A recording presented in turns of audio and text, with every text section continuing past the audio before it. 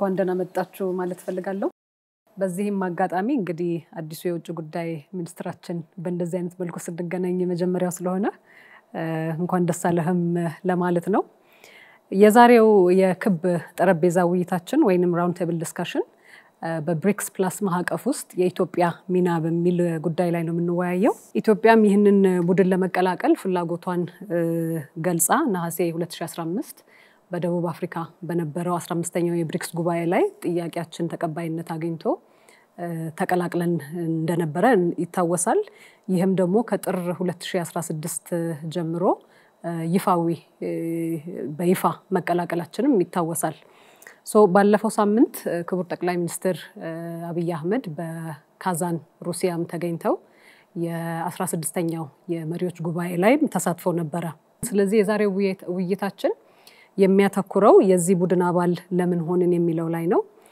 ምን ጠቀሜታ አለው ሀገራችን ከሀገራችን የውጭ ጉዳይ ፖሊሲና ፍላጎቶች ጋር እንዴት ይጣጣማል የሚለው ነው በዛም ተጨማሪ ደግሞ ምን እድሎችስ አሉ የሚሉትን ጥያቄዎች እና የተለያዩ ጥያቄዎችንም አንስተን እንድንወያይ ነው የመጀመሪያውን እንግዲህ ዙር መጀመሪያው አዲሱ ውጭ ጉዳይ ሚኒስትራችን ከዶክተር ጌዲዮን ነው በቀድሚያ እንግዲህ ለታዳሚዎቻችን ራሱ ብሪክስ ምንድነው የሚለውን ነገር በእናስረዳ በዛ ብንጀምርና ኢትዮጵያ ስለምን ተቀላቀለች የሚለውን ሐሳብ ላይ ቢያብራሩልን እሺ በጣም አመሰግናለሁ ቅድሚያ ከተነሳው ብሪክስ ምንድነው ከሚለው ጥያቄ ለመጀመር ብሪክስ በ2009 እንደ አውሮፓውያን አቆጣጠር የተመሰረተ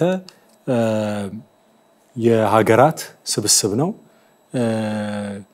እንደ አፍሪካ ህብረት እንደ ተባበሩት መንግስታት ድርጅት ያለ ዓለም አቀፍ ተቋም ወይም ድርጅት አይደለም የራሱ ሴክሬታሪያት ቻርተር መመስረቻ ዓለም አቀፍ ስምምነት ያለው መደበኛ ዓለም አቀፍ ድርጅት ባህሪ ይልቅ ስብስብነቱ ጎላ የሚል የጋራ እይታ ያላቸው በዓለም አቀፍ ደረጃ ተጽዕኖ ፈጣሪ የሆኑ ፈጣን እድገት ያስመዘገቡ ያሉ ሀገራት ስብስብ ሆኖ ነው የተጀመረው እንደ አውሮፓውያን አቆጣጠር በ2009 ሲመሰረት ብራዚል ራሺያ ቻይና ህንድን ይዞ ነው የጀመረው በኋላ ደቡብ አፍሪካ ተቀላቀለች ከአንድ አመት በኋላ ባለፈው አመት ደግሞ ኢትዮጵያን ጨምሮ ሌሎች ሀገራትም ተቀላቅለው አንድ 10 አካባቢ የሚሆኑ ሀገራት ያሉት የሀገራት ስብስብ ነው በዚህ ስብስብ ውስጥ የዓለማችን 45% የሚሆነው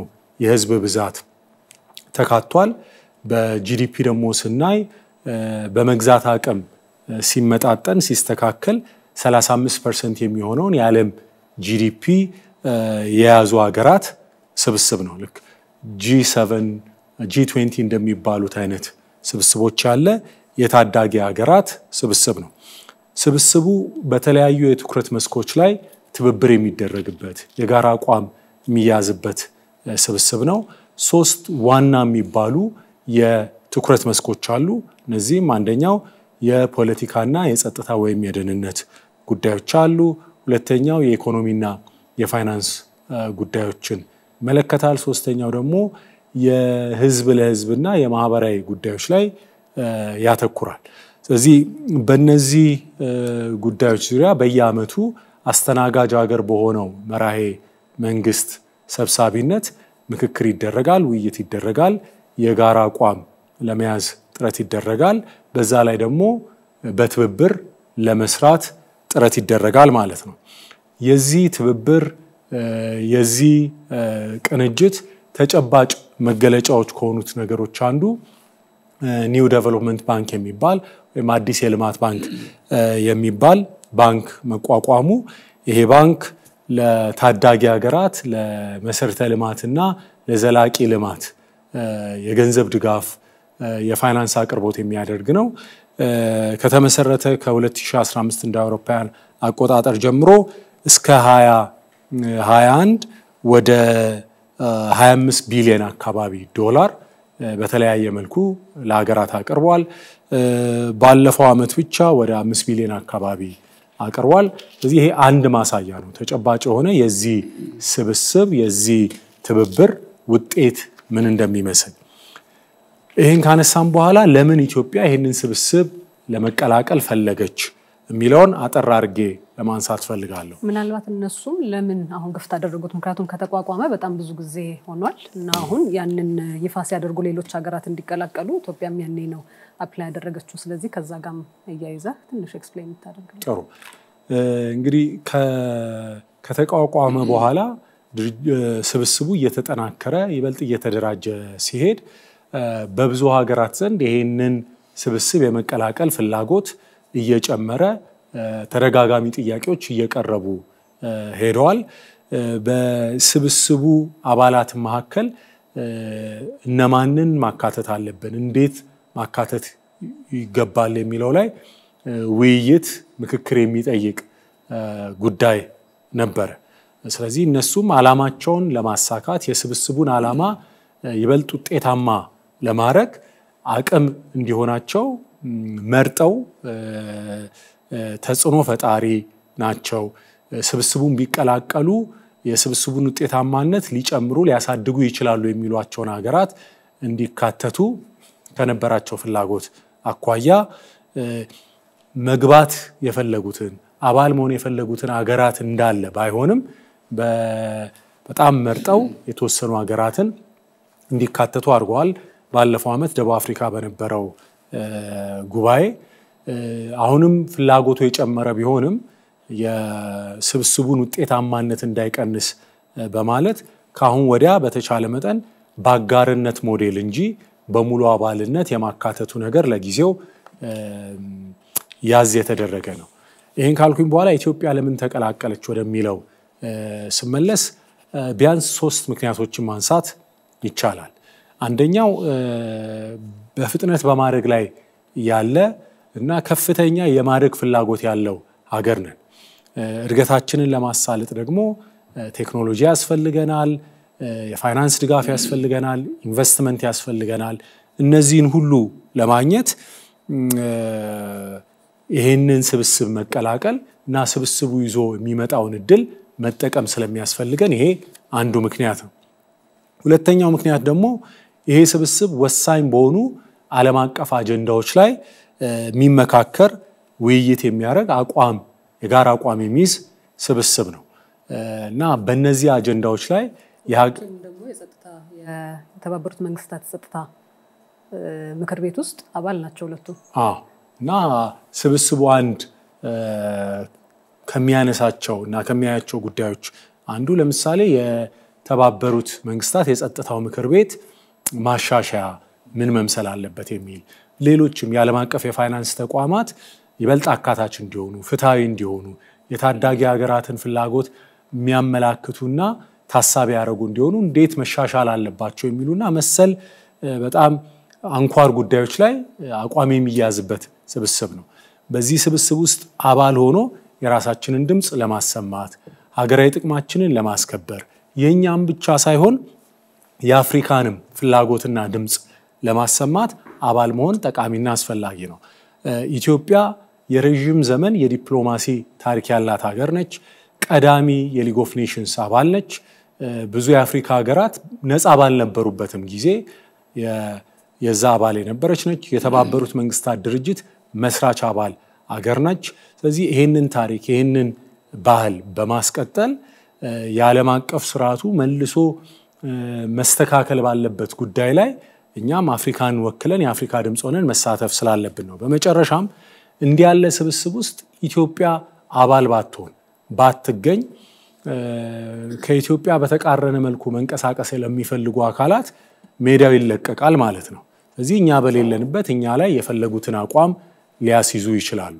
ይሄንንም አሉታዊ እንቅስቃሴ ለመከላከል በዚያ መገኘታችን ለብሔራዊ ጥቅማችን በጣም ወሳኝ ስለሆነ አባል መሆን ፈልገናል። ተሳክቶልንም አባል ሆነናል። እሺ ዶክተር ጌዲዮን መለሳለው በተለይ ከኛ ጠቀሜታ ጋር የሚለው ሀገራችን ከፖሊሲ ጋር እንዴት ይጣመራል የሚለውን ነገር በደንብ ፈትሻለን። ግን ቅድም ካነሳው ሐሳብ ጋር በጣም ብዙ ሀገራት ነበረው መግባት የፈለጉት የነበረው ባለፈው ላይና ነሐሴ 2015 ጥያቄውን አቅርበን ደቡብ አፍሪካ በተገኘንበት ወቅት አምባሳደር ሬድዋን ነበር ከዛ ላይና ከጉባኤው ከመሪዎቹ ጉባኤ ማምሻው ላይ በጣም ውጥረት የነበረበት ምሽት ነበርና እንገባለን አንገባም የሚለውም የራሱ ታሪካዊ እንትን ስለነበረ እሷን እስቲ ትንሽ ብታጋራን ምንድን ነበር የዛለታ ድባቡ እንዴትስ ሆኖ ነው እንደ ሀገር ልንገባ የቻልነው የሚለው ወሳኝ ምዕራፍ የከፈተልን ስለሆነ ምንድን ነበሩ ጉዳዮቹ በዛን ጊዜ? መልካም እንግዲህ ብሪክስ ለመግባት በቀደም ሲል ከጆሃንስበርግ ስብሰባ በፊት በኢትዮጵያ መንግስት በኩል በፕራይም ሚኒስትር ኦፊስም በራሳቸው ደረጃ በርካታ የዲፕሎማሲ ስራ ሲሰራ ነበር የነበረው። ከዛ በፊት ብዙዎቹ ሀገሮች ሊደግፉን እንደሚችሉ የኛም መግባት በአዎንታ እንደሚመለከቱት እየገለጹ ቆዩ። ሳውዝ አፍሪካ ስንሄድ በአጀንዳው ተይዞ ልንገባ ምንችልበት እድል ጫፍ ላይ ያደረሰ መሆኑን ግምት ይዘን ሄድን። በስብሰባው ዋዜማ ላይ የባይላተራል የሁለትዮሽ ግንኙነቶችን ከተለያዩ አካላት ጋር አባል ከነበሩት አካላት ከትልቆቹ ከራሻም ከቻይናም ከህንድም ጋር በመናረግበት ጊዜ የተለየ ቶን መስማት ጀመርን ማለት ነው። አጀንዳው ይያዝ ኖሮ በተገቡበት ኖሮ እንደግፋችሁ ነበር ግን የሚል ነገር በገደምዳሜ መሰማት ሲጀምር እንዴ አጀንዳው አልተያዘም ማለት ነው ወይ ወደሚል ሄደን እስከምንሄድ ድረስ አጀንዳውም እንደተያዘ አባላቱም እንደሚደግፉን ነው እየሰማን ነውና ስለዚህ በወጉ ያልተያዘ የነበረ መሆኑን ተረዱ ፕራይም ሚኒስትሩ። ስለዚህ የሁላችንም ሙት ተቀየረ። እሳቸውም ቃል የተገባላቸውም በአብዛኛው ማረጋገጫ የሰጧቸው አካላትም በተግቢው መንገድ እንዳላዙት ለመረዳት ሞከርን። ያኔ ከያንዳንዱ አካል ጋር በተናጠል መነጋገር ኢትዮጵያ የሌለችበት ስብስብ አፍሪካን ሰብስብ ያለው ብሎ መውሰድ እንዴት እንደማይቻል ኢትዮጵያ ለሊግ ኦፍ ኔሽንስም ለተባበሩት መንግስታትም ለአፍሪካ ህብረትም ለአፍሪካ ሰላምም በአለም ሰላም ላይ ያለ የነበራት ሚና አሁንም ያላት የህዝብ ብዛት ያስመዘገበችው ያለችው እድገት የአፍሪካ መቀመጫ ከመሆኑ አንፃር ያላት ሚና ግምት ውስጥ ሳይገባ በደረጃ ላይ ጫፍ ደርሶ እንደግፋቸዋለን ማለት በቀጥታ መግባታችን ማያረጋግጥ ከሆነ ድጋፉ ምን ላይ ነው የሚተገበረው የሚል ከያንዳንዱ መሪ ጋር ገሬ ማድረግ ያው በሌላ መድረክ በሌላ ጊዜ አንስቼዋለሁ። እኛም ሆነን በእኛ ባህል በእኛ ጭምትነት እና በሁኔታው ደግሞ አስቸጋሪነት ታላላቅ ሀገሮችን ተቆጥቶም ገስጾም የኢትዮጵያን ልኬታ በዛ ደረጃ አስረድቶም ካልሆነ ይቅርብን ለብቻችሁ ተሰብስቡ ጥለን እንወጣለን ካልፈለጋችሁን የለንም ማለት ነው ወደሚል ደረጃ ሄደው ፕራይም ሚኒስትሩ በግላቸው በመሪ ደረጃ የሚባለውን ብቻ ሳይሆን በሰው ደረጃ ያላቸውን ህመም ፔንም በመግለጽ ቆጣ ብለው ከያንዳንዳቸው ጋር ተነጋገሩ። ካስተናጋጁ ጋር የነበረው ላይ ሙቃለ ክርክርም ያው በሰውኛ ደረጃ መነገር ያለባቸው ነገሮችን ተናግረው ድባቡ ተቀየረ። ሶኛም መቀጠል ያለበት የሚል ውሳኔ ከመድረሳችን በፊት ግን እያንዳንዱ የተነገረው አካል በርግጥም በቂ ምክንያት እንደነበረን ለማመን ተገደዱ። በእኛ ከወጣን በኋላ ወደ ሆቴል ከተመለስን በኋላ ይመስለኛል ሁሉም አካላት ለሰበርሳቸው ወደ መነጋገር ሄዱ። ኢትዮጵያ ያነሳችው ፕራይም ሚኒስትር ጠቅላይ ሚኒስትሩ ያነሱት ሐሳብ ተገቢ እንደነበረ በወቅቱ ታሰቡበት ሁላችንም ቃል በገባነው መሰረት ኢትዮጵያን መቀበል ነበረብን ወደሚል ሄዱ። ከዛ ተስማሙ። ከተስማሙ በኋላ ደግሞ ይሆነ ያለው እኛ ቤታችን ገብተናል ተቆጥተን ሁላችንም ወደ የቡድናችን ወደ ሆቴላችን ይሄን ነው። ከዛ ሁሉም ሀገሮች ደግሞ ኢትዮጵያ እንድትገባ ያበረከቱትን አስተዋጽኦ መግለጽ እና እኛንም አረጋግቶ ወደ ስብሰባው መመለስ ሁሉም ሰው የራሱን ስልክ ይዞ ወደኛ ደግሞ መደወል ጀመረ ማለት ነው። ወደ ጠቅላይ ሚኒስትሩ ቢሮም እኛ በተናጠል የሚያቆን ደግሞ ወደሚያቆን ስልክ በዚህ ምክንያት በህንድም በቻይናም በራሻም ረዘም ያለ ምልልስ ተካሄደ። መጨረሻ ላይ ያቅማችን አርገናል እንድትገቡ እንፈልጋለን የሚል የምስራች ሰማን። ስለዚህም ለመግባት ቻለን። ያን ያክል ትግል ጠይቋል። ሊቀርም ይችል ነበር። ላይ ነው ትንሽ ተብራራ ምክንያቱም እንደቀላል ነገር ሊወሰድ ይችላል። አሁን ዛሬ አባል ሆነንና ያ ፍትጊያ የነበረው በተለይ ክቡር ጠቅላይ ሚኒስትራችን የሀገራችን ቶፕ ዲፕሎማት እንደመሆናቸው መጠን ያደረጉት ፍትጊያና አሁን የደረስንበት ባይሆን ኖሮ ምን ነበር የሚለው ያንን የእሳቸውን ቁጣ አብረንም ስለነበረ ከያንዳንዳቸው ሲናገሩ ያየነው ሁሉም በሚሰማበት ሳይሆን ያንዱን ጨርሶ ወደሚቀጥለው ይሄዱ የኢትዮጵያን እውነተኛ ባህሪ ገጽታ አቅም ያላትን ሚና በዓለም በአፍሪካም ለማሳየት የሄዱበት ርቀት በጣም ጉልህ ነው። በእኔ እምነት ሌላም መሪ ቢሆን ሌላም ኢትዮጵያዊ ቢሆን በዛ ደረጃ ያሳካዋል ብዬ አልወስድም። ምክንያቱም በተለምዶ የምናደርገው ዲፕሎማቲክ ሁኔታው የሚፈቅደው እናኮርፋለን፣ ቅያሜ ይፈጠራል፣ ከዛ ቅሬታ ይዘን እንመለሳለን፣ በዲፕሎማቲክ ቻናል እናስረዳለን ነው እንጂ በዲፕሎማቲክ ፕላትፎርም ላይ ደግሞ ሻይ ናችሁም እንባላለን። አይናፋርነን፣ በተለምዶ አይናፋርነን። ከተቆጣንም ቁጣችን ይዘን በተለመደው መንገድ ነው ቅሬታ ልንገልጽ የምንችለው። ወይ ወደ ኋላ ተመልሰን በውጭ ጉዳይ በኩል ዲፕሎማት ልከን ወይ በመሪዎች ደረጃ ቅሬታ ነው እንጂ የሚላከው ፊት ለፊት በትሪዞ የመደባደብ አክል መጋፈጥ ያልተለመደ ነው።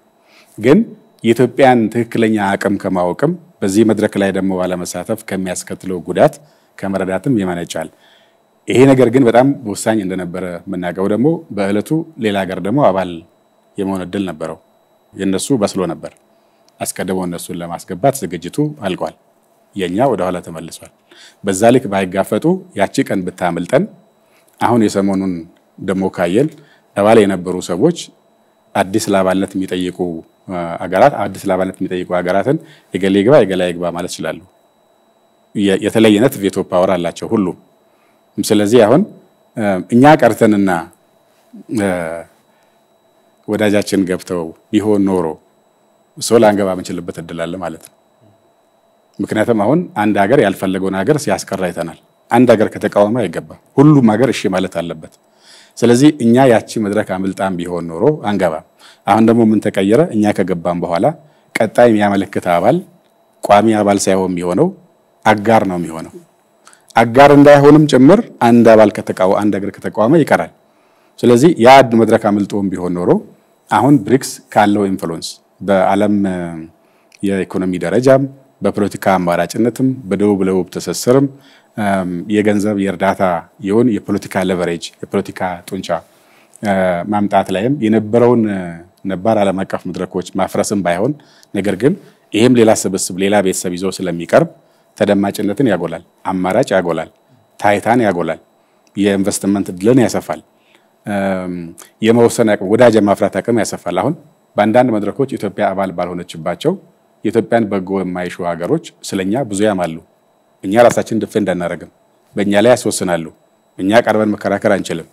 በዚህ መድረክም ላይ ኢትዮጵያ የምታገኛቸው ጥቅሞችን ማስቀረት የመቻል እድል የነበራቸው ሀገራት አባል ይሆኑና እኛ ከስብስቡ ባዕዶነን እንቀር ነበር ማለት ነውና ያቺ ዕለት ምናልባትም ሊግ ኦፍ ኔሽንስን ለመግባት ከተወሰነበት አፍሪካ ህብረትን ለማቋቋም ከተወሰነበት ምዕራፍ ጋር ተወሰነው ይሄ በኢትዮጵያ ታሪክ አንድ ምዕራፍ ነው፣ ወሳኝ ምዕራፍ ነው ብለን ልንወስደው የምንችል ይመስለኛል።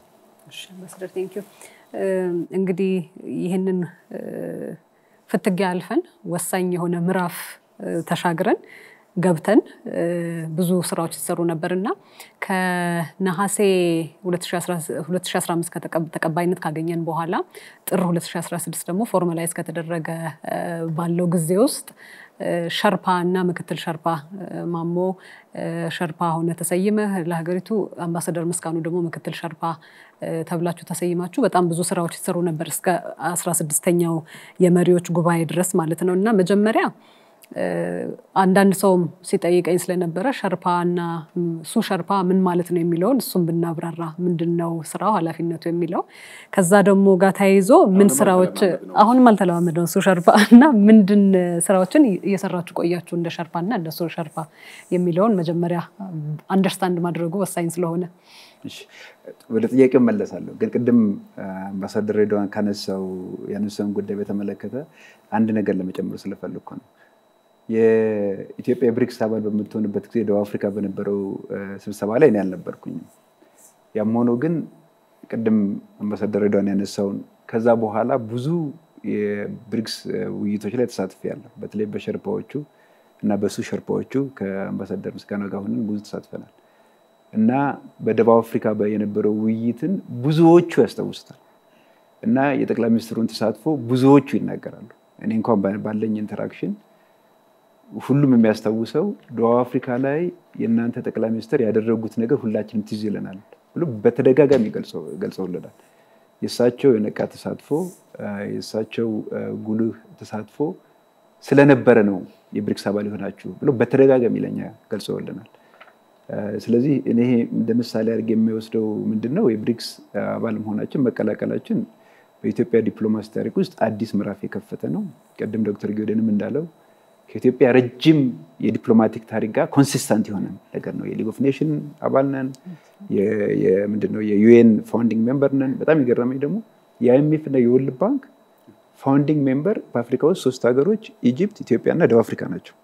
ከዛ አኳያ ሲታይ የብሪክስ ስብስብ አባል መሆናችን ከዚህ ረጅም ጊዜ የቆየ የዲፕሎማሲ ታሪካችን ጋር ኮንሲስተንት እንደሆነ ይሄም የሆነው በፕራይም ሚኒስትሩ እኔ የምለው ምንድነው ፐርሰናል ፐርፐስፉል እና ኢንጌጅድ ዲፕሎማሲ እንደሆነ ምስክርነታቸውን ከዛ በኋላ በነበርንበት ስብሰባ ላይ ብዙዎቹ ሲናገሩ በተደጋጋሚ እኔም ሰምቻለሁ። እሱ እንደው በዚህ አጋጣሚ ለማስተዋወስ ነው።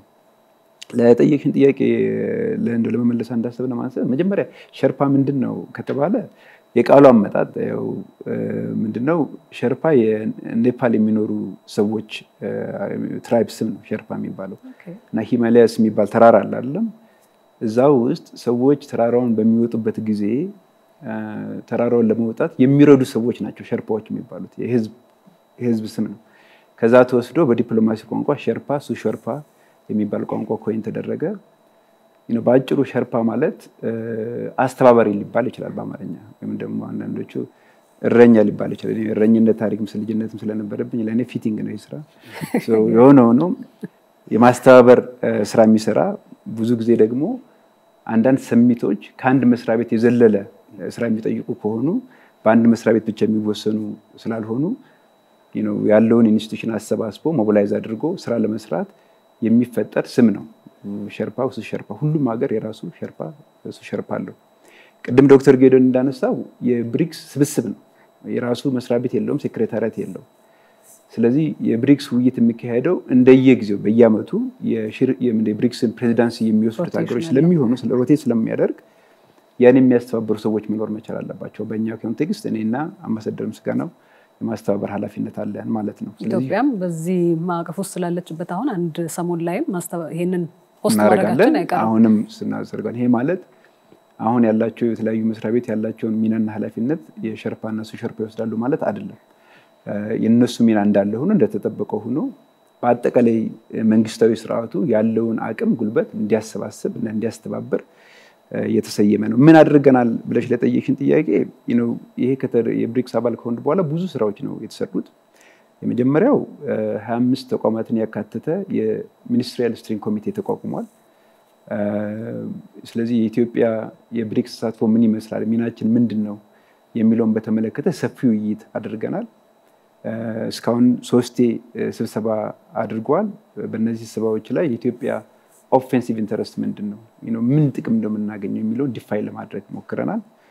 ሁለተኛ በተለያዩ መድረኮች ብዙ መድረኮች ስላሉት ብሪክስ በተለያዩ መድረኮች የሚሳተፈውን ነገር በተቃና ሁኔታ ለመምራት በሚያስችል መልኩ የባለሙያዎች እንደ ቴክኒካል ኮሚቴ ፎካል ፖይንት የስራ ኃላፊዎች የቴክኒካል ኮሚቴ ተዋቅሯል።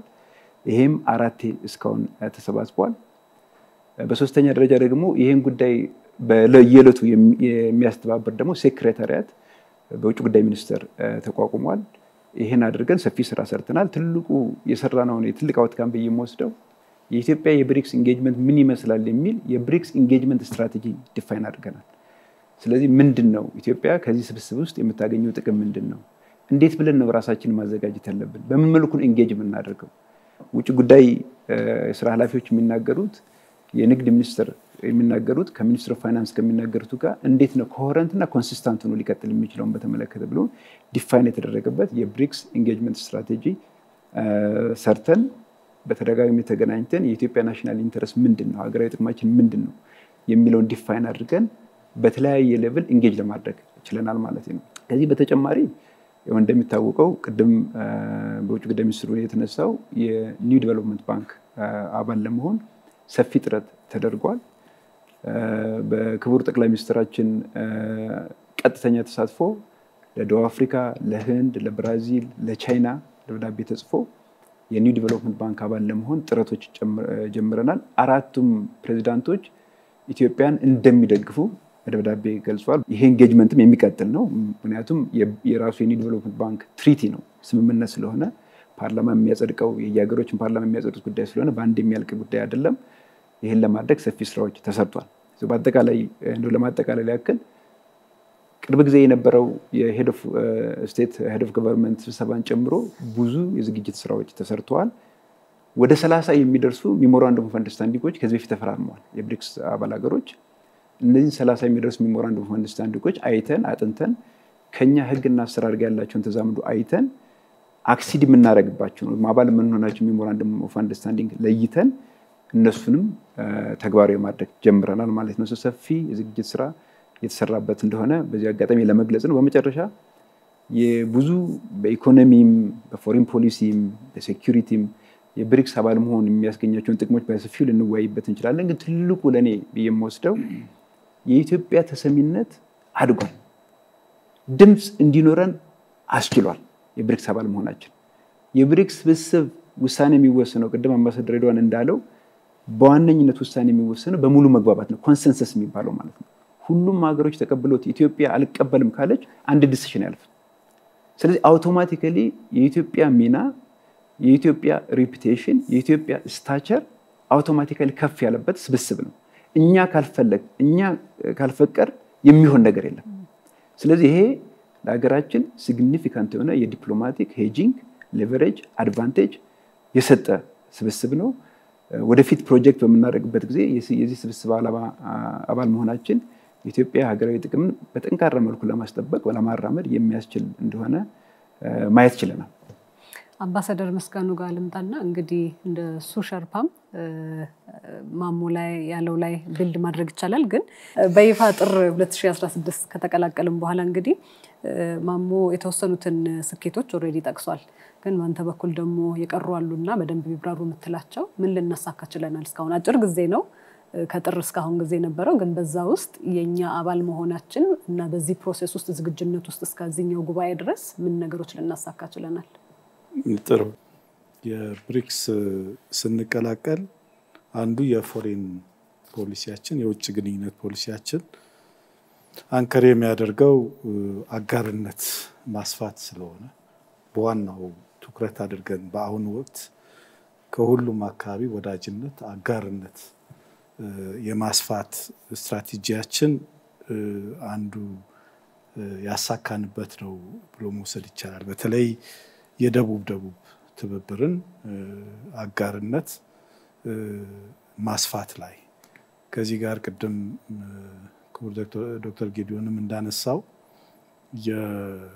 የኛ የውጭ ግንኙነት ስትራቴጂ በተለይ አሁን የምንከተለው የውጭ ግንኙነት ስትራቴጂ በአይዲዮሎጂ ላይ ያላተኮረ ከሆነ ኃይል ጋር ያልተያያዘ ከሁሉም ጋር ትብብርን አጋርነትን ወዳጅነትን ማዕከል ያደረገ ግንኙነት ነው የምንሰራው። ከዚህ አኳያ ትልቁ በአሁኑ ጊዜ የምንከተለው የውጭ ግንኙነት ፖሊሲያችን ያሳካ አባልነት ነው ማለት ነው የተቀላቀል ነው። እዚህ አንድ በር ከፍተን አንድ በር የዘጋንበት አይደለም። ከዚህ ጎራ ወጥተን ወደዚህ ጎራ የተሰለፍንበት አይደለም። ስለዚህ ይሄ በጣም የኢትዮጵያ ዲፕሎማሲ ከሁሉም ጋር ወዳጅ ሆኖ ትብብር ብሔራዊ ጥቅማችን ባለበት ሁሉ አጋርነትን የማስፋት ስራ እየሰራን እንዳለ ትልቅ ማሳያ ወይም አሁን የምንከተለው የውጭ ግንኙነታችን አዲሱ የኢንጌጅመንት ስትራቴጂያችን በዚህ ላይ ያተኮረ መሆኑን የሚያሳይ ነው። ሌላው በጣም አቺቭ አደረግን ብለን በዚህኛው ከተቀላቀልን በኋላ የብሪክስ ኢንጌጅመንት ስትራቴጂ መንደፍ ተቋሙ የሚመራባቸው ሴክሬታሪያት ማደራጀት እነዚህ ስራዎች ስንሰራ ነው የቆየ ነው። እዚህ ስሙዝሊ ኢንተግሬት ማድረግ ከአገሮችም ጋር አንዱ ትልቁ ያደረግነው ብሪክስ አባል ከሆንባቸው ሀገሮች ያለን ግንኙነት ጭምር እንዲጠናከር አድርጓል። አንድ ትልቅ ውጤት ነው። መተማመንን ፈጥረዋል፣ ቤተሰብነትን ፈጥረዋል። ከዛ በፊት የነበሩ ትብብሮች ሁሉ እንዲሰፉ ሁሉ አድርገዋል እና ከዚህ አኳያ ትልቅ ተሳትፎ ያደረግንበት ነው። 200 ስብሰባዎች ራሽያ በአስተናጋጅነቷ በሊቀመንበርነቷ ጋብዛለች። ከዛ ውስጥ ከብሔራዊ ጥቅማችን ከቅድሚያ ከትኩረት አቅጣጫዎቻችን የሚሄዱትን ለይተን ወደ 120 ስብሰባ ላይ ተሳትፈናል ማለት ነው። ይሄ ትልቅ ነው። ከበጀትም አኳያ ካገኘነው ልምድ አኳያ ሀገራችን ከማስተዋወቅ አኳያ በፖለቲካ፣ በጸጥታ፣ በኢኮኖሚ፣ በማህበራዊ በርካታ ጉዳዮች ነው የተዳሰሱት። በእነዚህ ሁሉ ስብሰባዎች ኢንጌጅመንቶች ተሳትፈን የሀገራችንን ገጽታ የገነባንበት ልምድ ያገኘንበት እና ከብሪክስ ስብስብ ውስጥ ጠቃሚ የሚወሰዱ ነገሮች ሁሉ ለሀገራችን ያመጣንበት ስለሆነ በእኔ እምነት የገባንበትን ሁኔታ በደንብ ጠለቅ ባለ መልኩ ገብተን መስራት የምንችልበትን ግራውንድ ያመቻቸንበት የመጀመሪያ ዓመት ነው። ከዛ በኋላ ይሄንን ዝግጅት አድርገን እንደ የመጀመሪያው አባልነታችን በ16ኛው የብሪክስ የመሪዎች ጉባኤ በበቂ እንድንሳተፍ ዝግጅት አድርገን ዲክላሬሽኑ የሀገራችንን ወደሷ መለሳለሁ። ግን ምናልባት አምባሳደር ምስጋኑ ወደ 120 ስብሰባዎች ተሳትፈናል ሲባል ያው ለስብሰባ ብቻ እንዳልሆነ ትንሽ እሷን አንፓክ ብናደርጋት፣ ምክንያቱም አውትካም ቤዝድ የሆኑ ነገሮች ናቸው፣ ወደ ስምምነቶች የመሩ ናቸውና እነሱም ከኛ ከሀገራችን ጥቅም ጋር ተያይዞ ያሉ ሳክሴሶቹ ምንድናቸው የሚሉትን ትንሽ ትክክል ነው። ስብሰባ መሳተፍ አይደለም። በተለያየ መልኩ ቅድም እንዳልኩት በፖለቲካ አጀንዳዎች፣ በጸጥታ ጉዳዮች ላይ በርካታ ስብሰባዎች ተካሂደዋል፣ ድርድሮች ተካሂደዋል። እነዚህ ድርድሮች ካልሚኔት ያደረጉት ወደ ዲክላሬሽን አሁን በ16ኛው የብሪክስ ጉባኤ ላይ ለተደረጉ ስብሰባዎች ዝግጅት ነበሩ። እነዚህ በሙሉ በመሪዎች የጸደቁት ሰነዶች ለመሪዎች የተዘጋጁ ነበሩ። በማህበራዊ ዘርፍ፣ በኢኮኖሚ ዘርፍ፣ የቢዝነስ ዴሊጌሽን፣ የፓርላማ፣ የፍርድ ቤቶች፣ የጠቅላይ ፍርድ ቤቶች ሁሉ እነዚህን ከየሀገሩ ያሉ አሰራሮች ጭምር ሪቪው የተደረገበትና በእነዚህ ስብሰባዎች ሁሉ የጋራ መግባባት ተደርሶ ለመሪዎቹ ዝግጅት የተደረገበት ነው። ስለዚህ ለኛ በጣም ጠቃሚ የነበሩ ልምድ የወሰድንበትም በአገራችንም በተለይ አገራችን ተቋማት ከነዚህ እንደ ቻይና ካደጉ እንደ ህንድ እንደ ራሽያ እንደ ብራዚል ካደጉ ሀገሮችም በጣም ከኛ ቀደም ብሎ የገቡ ሀገሮች ሃርሞናይዝ አድርጎ አስማምተው በጋራ ለመሄድ ዴቨሎፕ ያደረጓቸው ልምዶች ጭምር ያገኘንበት ነው። ስለዚህ በአጠቃላይ ለ16ኛው የመሪዎች ስብሰባ የተዘጋጀውን ሰነድ በእነዚህ ሂደቶች ጭምር ተዘጋጅቶ ወደ ዲክላሬሽን የተቀየሩበት እንደሆነ ለማንሳት ነው። እሺ አምባሳደር ምስጋኑ አመሰግናለሁ።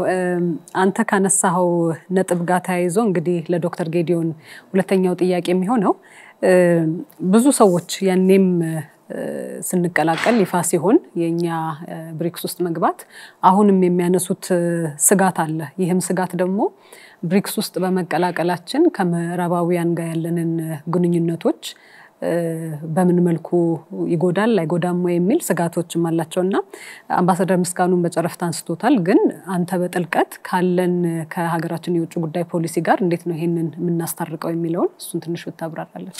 እሺ በጣም አመሰግናለሁ። እንግዲህ የኢትዮጵያ የውጭ ጉዳይ ፖሊሲ የሚወሰነው በሀገሪቷ ብሔራዊ ወይም ሀገራዊ ጥቅም ነው። ብሔራዊ ጥቅማችን ሀገራዊ ጥቅማችን ደግሞ መሰረቱ እንደ ሀገር እንደ ህዝብ ያለን የማድረግ ፍላጎት የብልጽግና ህልማችን ነው። ይሄንን ህልም ይሄንን ግብ ለማሳካት ፍላጎታችንን እውን ለማድረግ ደግሞ ቀደም ተብሎ በአምባሳደር ምስጋኑ እንደተነሳው አጋር ማብዛት ወዳጅ ማብዛት በጣም ያስፈልገናል። በጣም በአጭር ጊዜ ያደጉ ሀገራትን ተሞክሮ በመናይበት ጊዜ ሙሉ ለሙሉ ሀብቱን ዕውቀቱን ቴክኖሎጂውን ሁሉን ነገር እዛው አመንጭቶ ብቻውን በራሱ ያደገ ሀገር የለም። ለሀገር እድገት ለሀገር ስኬት አገር ውስጥ ያለ አቅም አገር ውስጥ ያለ የሚሰጠው አመራር የተፈጥሮ ሀብት የሰው ሀብት የራሱ አስተዋጽኦ አለው። ከዛ ባለፈ ግን ከውጭም የሚመጣ ፋይናንስ ያስፈልጋል፣ ኢንቨስትመንት ያስፈልጋል፣ ቴክኖሎጂ ያስፈልጋል፣ ገበያ ያስፈልጋል።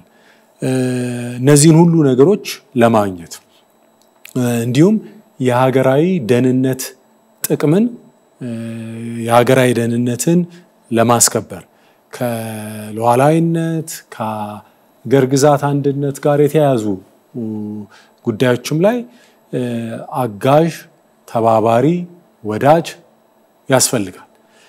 ስለዚህ ከዚህ ከብሔራዊ ጥቅማችን አኳያ የኢትዮጵያ የውጭ ጉዳይ ፖሊሲ አጋርነትን ማብዛት ላይ ያተኮረ ነው።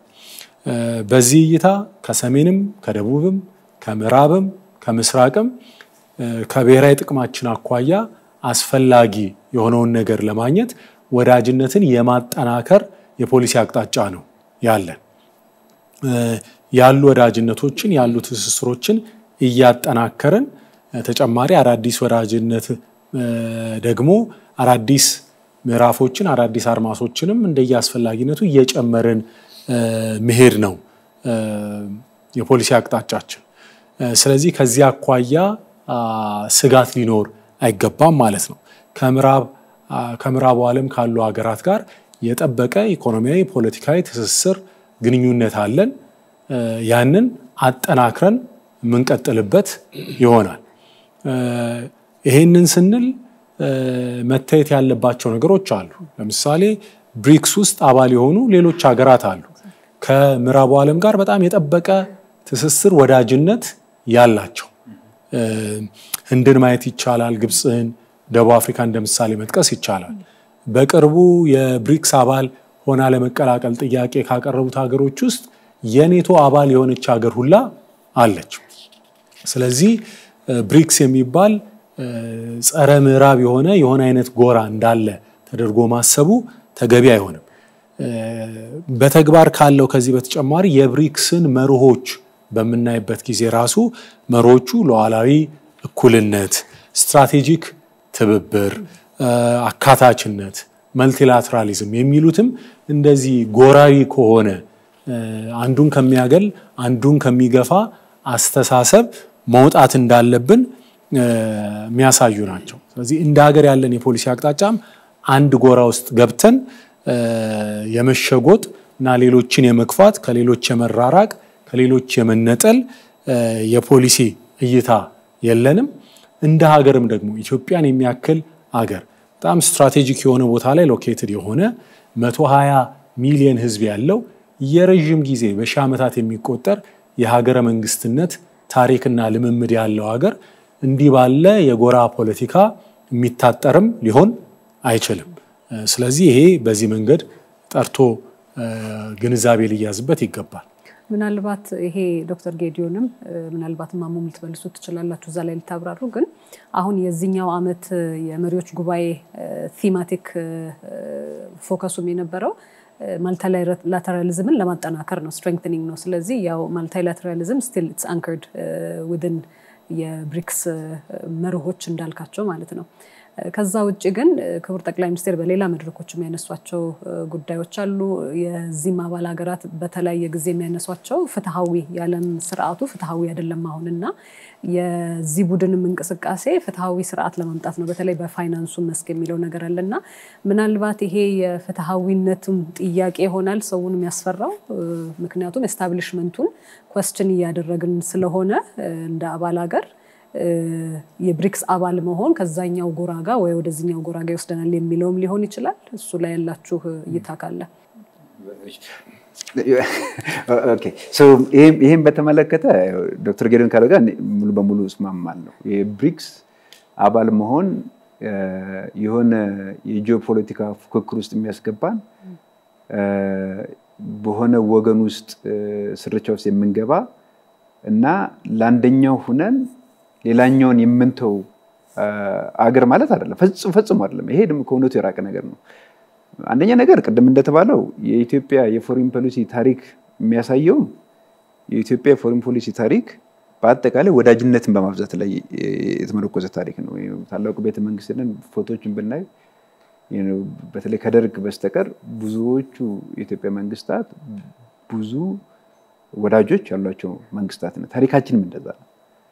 ሁለተኛ ራሱ ብሪክስ ምን ይላል? የብሪክስ መነሻው ምንድነው? የዩኤን ቻርተርን የሚያከብር መልቲላተራሊዝምን የሚያከብር ነው ይላል ራሱ ኮንሰንሰሱ ራሱ የብሪክስ መርህና ሜሞራንደም ኦፍ አንደርስታንዲንግ የተለያዩ ቦታ ላይ የተቀመጡት። የብሪክስ አባል ሀገሮች አሁን ያለውን የኢንተርናሽናል ኦርደር የመልቲላተራል ኦርደር ለማፍረስ አይደለም የመጡት። ይሄ መለያየት ያስፈልጋል። ቶርፔዶ ማድረግ፣ ማፍረስ፣ ካንስል ማድረግ ቨርሰስ ዲሞክራታይዝ ማድረግ፣ ኢምፕሩቭ ማድረግ፣ የተሻለ አሳታፊ እንዲሆን ማድረግ፣ ፌር ማድረግ የተለያዩ ሀሳቦች ናቸው። ያልተሰሙ ድምጾችን ውክልና ይበለጣል። ይሄ በጣም ለኛ ትልቅ አጀንዳ ነው። በምሳሌ በጠቅላላ ስለሚነገር በምሳሌ ባብራራ ደስ ይለኛል። ይሄን በተመለከተ አንድ ሁለት ሶስት ምሳሌዎች ብናነሳ አሁን ለምሳሌ የአይኤምኤፍን ጉዳይ ነው በተደጋጋሚ የሚነሳው። የአይኤምኤፍ ኢትዮጵያ የአይኤምኤፍ የዓለም አቀፉ የገንዘብ ድርጅት ፋውንዲንግ ሜምበር ነች። ከአፍሪካ ውስጥ ካሉት መስራች 3 ሀገሮች መካከል ከግብጽ፣ ሳውዝ አፍሪካ እና ኢትዮጵያ ናቸው። ይሄ ቀላል ነገር አይደለም። ታሪካችን ነው። ትልቅ የዲፕሎማሲ ታሪካችን ነው። በወቅቱ በ1945 ዓመተ ምህረት 46 ይመስለኛል ባለሳሳት እንደ ፈረንጆቹ አይኤምኤፍ እና ወርልድ ባንክን ከመሰረቱ 20 ምናምን ሀገሮች መካከል ኢትዮጵያ እንደሆነች። ያም ሆኖ ግን ላለፉት ዓመታት የአይኤምኤፍን ሪፕሬዘንቴሽን በምናይበት ጊዜ እነሱ ኮታ ይሉታል ወይም ቮቲንግ ራይት ይሉታል። የብዙ አገሮች ቮቲንግ ራይት የአገሩን የኢኮኖሚ ሳይዝ ያንጸባረቀ አይደለም፣ ሪፍሌክት የሚያደርግ አይደለም። በተለይ አሁን ባለው ሁኔታ ውስጥ በአይኤምኤፍ ውስጥ በቂ ቮቲንግ ራይት ከሌላቸው 3 ሀገሮች መካከል 3 በጣም የተወደዱ ሀገሮች ከሚባሉ ሀገሮች መካከል 1 ቻይና፣ 2 ኢትዮጵያ፣ 3 ባንግላዴሽ ናቸው። ይሄ ሬቶሪክ አይደለም ማለት ዝም ብሎ ለመባል የሚባል ሳይሆን ተጨባጭ ነው ውጤት ያለው ነገር ነው። ውጤቱን ልንገራችሁ በእኛም ያጋጠመን ስለሆነ ማለት ነው። ዘንድሮ የአይኤምኤፍ ኔጎሺዬት ስናደርግ ኦልሞስት 2 ዓመት ምናምን ፈጅቶብናል አይደለም። የመጀመሪያው 1 ዓመት ጊዜያችንን ያጠፋነው ኢትዮጵያ ከአይኤምኤፍ የምታገኘው ሀብት በቂ አይደለም፣ ከኛ ኒድ ጋር ማች የሚያደርግ አይደለም። ስለዚህ የኛ የፋይናንሲንግ ኤንቨሎፕ ከፍ ማለት አለበት ብለን ስንከራከር ነበር። ስንከራከር ነበር። ከነሱ በኩል ደግሞ ያለው መልስ ምንድነው? የእናንተ ኢኮኖሚ ትልቅ እንደሆነ እንረዳለን፣ ነገር ግን የእናንተ ኮታ ወይም ቮቲንግ ራይት ግን ትንሽ ነው። ፋይናንሲንግ የሚሰጠው በአገሮቹ ኮታ መሰረት ነው። ስለዚህ ኮታችሁ ትንሽ ስለሆነ ከዚህ በላይ ፋይናንሲንግ ልንሰጣችሁ አንችልም ነው በቃ ክርክሩ የነበረው። ስለዚህ እኛ በኢንተርናሽናል ኦርጋናይዜሽን ውስጥ ያለን ተሳትፎ ድምጽ ከፍ ማለት አለበት ስንል በተጨባጭ ከኛ ቀደም ዶክተር ጌዲዮን ያነሳው ተጨባጭ ሀገራዊ ቫይታል ናሽናል ኢንተረስት የምንላቸው ሀገራዊ ጥቅም የምንለው ማለት ነው ከነሱ ጋር የሚገናኝ ነገር ነው። ስለዚህ የተባበሩት መንግስታት ድርጅትን በዛ መልኩ ልናየው እንችላለን። ሌሎች ድርጅቶችን በዛ መልኩ ልናያቸው እንችላለን። ስለዚህ የብሪክስ አጀንዳ በዋነኛነት የሚለው ምንድነው? አሁን ያለው ሲስተም አሁን ያለው መልቲላተራል ሲስተም ወይም ስርዓት ወይም ኦርደር እንዲፈርስ ሳይሆን የበለጠ አሳታፊ እንዲሆን፣ የበለጠ የተሻሻለ እንዲሆን፣ የበለጠ አሁን ያለው ነባራዊ ሁኔታ የሚያንጸባርቅ እንዲሆን፣ የበለጠ የሀገሮችን የኢኮኖሚ አቅም እና ክብደት የሚያሳይ እንዲሆን ማድረግ ነው። ይሄ ደግሞ ትልቁ የኛ አጀንዳ ነው። ከሌሎችም ጋር ሼር የምናደርገው አጀንዳ ነው። አንድ ነገር ለመጨመር አሁን የብሪክስ አካሄድ የብሪክስ ባንክ የሚባለው ኒው ዴቨሎፕመንት ባንክ የሚባል ጨምሯል። ከዛ ደግሞ የኮንቲንጀንት ሪዘርቭ አሬንጅመንት የሚባል እንደ አይኤምኤፍ አይነት ጨምሯል። እነዚህ ኢኒሼቲቮች ሎካል ከረንሲ የሚባሉ በራሳችን ገንዘብ መቀየር መነገድ መቻልን ጨምሯል። እነዚህ ሁሉ እርምጃዎች እና ኢኒሼቲቮች በዋነኛነት አላማቸው አሁን ያለውን ሲስተም የበለጠ ለማሻሻልና ለማጠናከር ነው። ስለዚህ ለማፍረስ የመጣ አይደለም እና የሆነ ጂኦፖለቲካል ፉክክር ውስጥ የገባ ማለት የኛም ኢንተረስት እንደሱ አይደለም። አሁን ያለውን ሲስተም የማጠናከርና አሳታፊ ማድረግ እንደሆነ መረዳት ያስፈልጋል። እግረ መንገድ ግን አንተ ተበራሪ የሚፈልገው ወደ ፒላሮቹ እንምጣና 3ቱ ፒላሮች አሉ እንግዲህ የብሪክስ የትብብር መስኮች የተባሉት ማለት ነው። አንደኛው ደግሞ ያው የፖለቲካና የደህንነት ትብብር ስለሆነ ከዛ ጋርም ተያይዞ የኛ ሚና ምንድነው የሚለውን በዛ ታብራራለህ። ምንድነው የሚሆነው? የቅድም ማሞም ጌዶም እንደገለጹት ያለው እስካሁን የነበረው ኦርደር ወደ አንድ አቅጣጫ ያጋደለ ነው፣ ቲልት ያደረገ ነው። አሁን ሌሎች ድምጾች መሰባሰብ በጀመሩ ቁጥር ነባሩ አሰራር ነባሩ ተቋም ወደ ቀልቡ እንዲመለስ ያደርገዋል። የተገፉ የተተዉ የተረሱ ችላ የተባሉ ድምጾች አንድ ትንሽ እንዳልሆኑ ሁለት አማራጭ አቅም እንዳላቸው ማሰብ ያንን ተቋም ራሱ ጤናማ እንዲሆን ያደርገዋል። እስካሁን አብዛኛው በብሶት በቅሬታ ነው የሚኖረው ግን ያለ አማራጭ ብሪክስ የሚያመጣው ተጨማሪ እድሎች እንዳሉ አማራጮች እንዳሉ ማሳየቱ የነባሩ ተቋም ቢሄቭ እንዲያደርግ ሌሎችን እንዲያካትት ያደርገዋል። ሌሎችን ማካተቱ ብዝሃነቱን ይጨምራል። ብዝሃነቱ በጨመረ ቁጥር ጤናማነቱ ያድጋል። ለሁሉም የሆነ ተቋም መሆን ይጀምራል። አንዱ እሱ በጎ ነገር ያለው ይመስለኛል። ሁለተኛው ላይ የኛም ኢንተረስት የሚሆነው አማራጭ ማስፋት ነው። አይኤምኤፍ አንድ አማራጭ ነው። አሁን ሌሎች ቤተሰቦች ሌሎች ስብስቦች እያደጉ በሄዱ ቁጥር በሆነ ጉዳይ ላይ ላንድ ልማት ላንድ አቅጣጫ የምንፈልገው ጉዳይ በአንድ ኮንዲሽን አንድ ቦታ ከታሰረ እሱ ላይ የተነጋገርን ግን ሌላ ደግሞ አማራጭ ይኖረናል ማለት ነው። የመደራደር እድላችን ያሰፋልናል። እዚህኛው ላይ ከታሰርን ቀለል ወዳለው አማራጭ መሄድ ከቻልን ወይ ይስተካከላል እሱም እድል ነው ወይ በሌላ መንገድ እናገኘዋለን እሱም አማራጭ ነው። አንዱ የራሳችን አማራጭ ማስፋት ነው። ይሄ ለኛ ብቻ አይመስለኝም። አሁን እኛ ገብተናል የግብጾቹ አሉ ሳውዝ አፍሪካ አለ ሌሎች የሚጨመሩ በአጋርነት ይኖራሉ። የኛ ብቻ ሳይሆን የአፍሪካ ድምጽም እንደ አፍሪካ ከፍ ይላል። ቀደም ሲል አፍሪካ ነፃ በአብዛኛው ሀገር ነፃ ባሉት ጊዜ ኢትዮጵያ ታረገው እንደነበረው አስተዋጽኦ አሁን ደግሞ በዚህ ስብስብ ውስጥ ድርሻዋ ሲኖር የሌሎች የአፍሪካውያን ድምጽም በተገቢ መንገድ እንዲደመጥ የማድረግ እድል ይኖረናል። ስለዚህ ቀደም ሲልም ለሳውዝ በአጠቃላይ ቀጥሎ ደግሞ ለአፍሪካ እና ሲወር ደግሞ ለራሳችን ኢሚዲየት ኮንሰርኖች መሆን የሚችል የድምጽ መግሏት ያስከትላል። ያ የድምጽ መስተጋባት ተቋማቱ እንዲስተካከሉ ያረጋል እንጂ የአይዲዮሎጂካል ታች አይደለም። የሊበራል ቨርሰስ ኢሊበራል የሆነ ተቋም ሳይሆን ነባር መቀየር ያስቸገረ ተቋም አለ። አሁን አዲስ ሲመጣ ራሱን አጃስት ለማድረግ የሚያስችል ጉልበት ይሆናል። ይሄ በክፉ የሚወሰድ አይደለም። ሪፎርም ሬዚስት የሚያደርግ ተቋም ሪፎርም እንዲያደርግ ይገደዳል። ሪፎርም ካደረገ ራሱም ጤናማ ይሆናል። ለብዙ የዓለም ጫፎችም የሚያገለግል ኢንስቲትዩሽን እንዲሆን ያደርገዋል።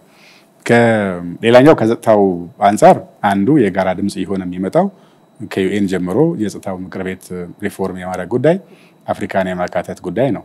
በዚህ ረገድ እኛ ቀጣይ የምንሰራቸው ስራዎች እንደተጠበቁ ሆነው ሌላው ድምጽ የመሆን ጉዳይ እንደተጠበቀ ሆነው አንድ ተቋም ራሱን ማስተካከል እሱን እንዲታረም ማድረግ እሱ እንዲሰፋ ማድረግ ሌሎችን እንዲያቀፍ የማድረግ ድምጽ እየጎላ ይመጣል።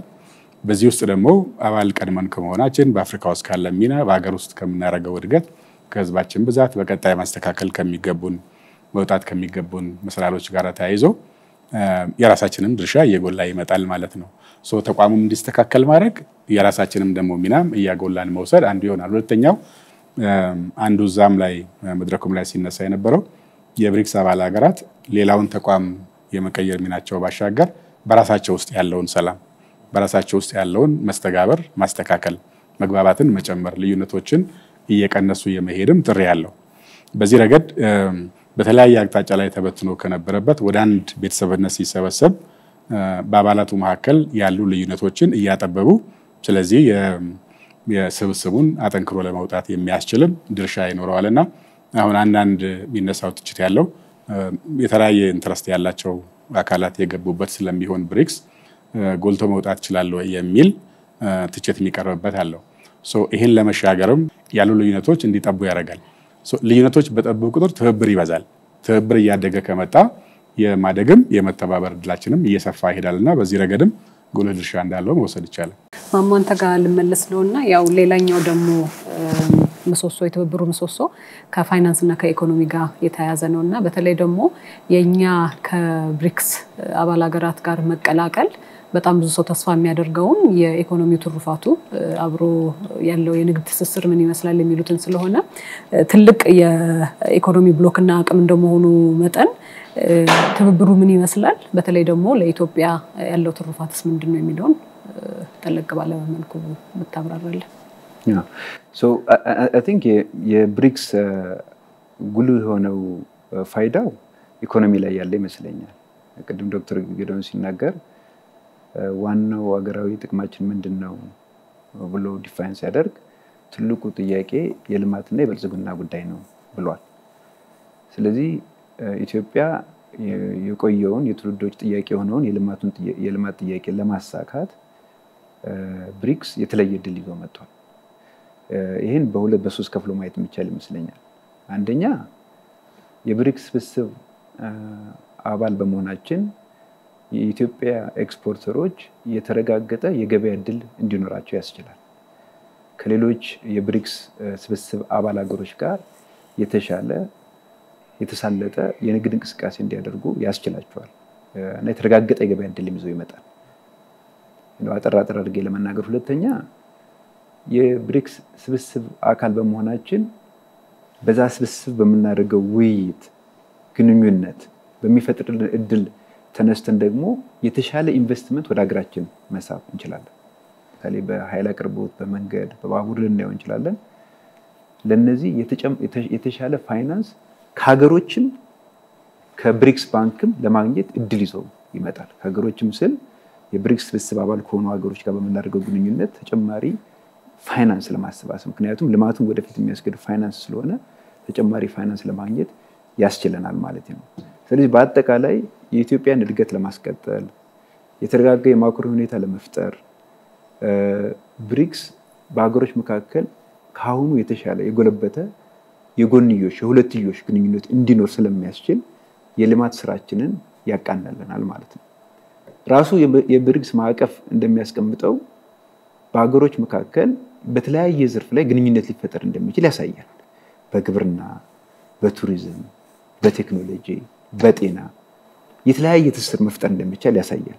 ግን ምናልባት ማሞ እዚህ ላይ ይቅርታ አቋረጥኩህና አንዳንድ ጥያቄዎችም የሚነሱት አሁን ምንድነው ኢትዮጵያ ከቻይና ጋር ያላት ግንኙነት በጣም ጥብቅ ትስስር ነው ያለው። በተለይ መዋለ ንዋይ እንደ አንድ ከባድ ሀገር ኢትዮጵያ ላይ መዋለ ንዋይ እንደምታፈስ ሀገር ኦልሬዲ ያ የሁለትዮሽ ግንኙነት አለ ከህንድም ጋር ልክ እንደዚሁና ከነሱ ጋር ለብቻ የምናደርገው የሁለትዮሽ ግንኙነትና እንደዚህ አይነት ትራንዛክሽኖች በዚህ ብሎክ ውስጥ መሆኑ ምን የበለጠ የተለየ ነገር ያመጣል ብሎ የሚጠይቅም አለ። የበለጠ ያጎላዋል ብቻ ሳይሆን የበለጠ ኢምፓተስ ይሰጠዋል።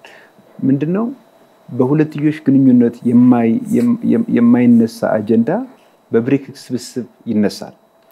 ምሳሌ ለመስጠት ያክል ከቻይና እና ከዩኤኢ ጋር ለምሳሌ የብሔራዊ ባንክ በሎካል ከረንሲ ትሬድ ለማድረግ ስምምነት ፈርመናል። ማለት በብርና በእነሱ ገንዘብ ለምሳሌ ለማድረግ የመጀመሪያው ቅድመ ሁኔታ የሚያደርግ ስምምነት ፈጥረናል። የዚህ ነገር መነሻው ምንድነው ከተባለ በብሪክስ ስብስብ የሚነሱ ሀሳቦች ናቸው።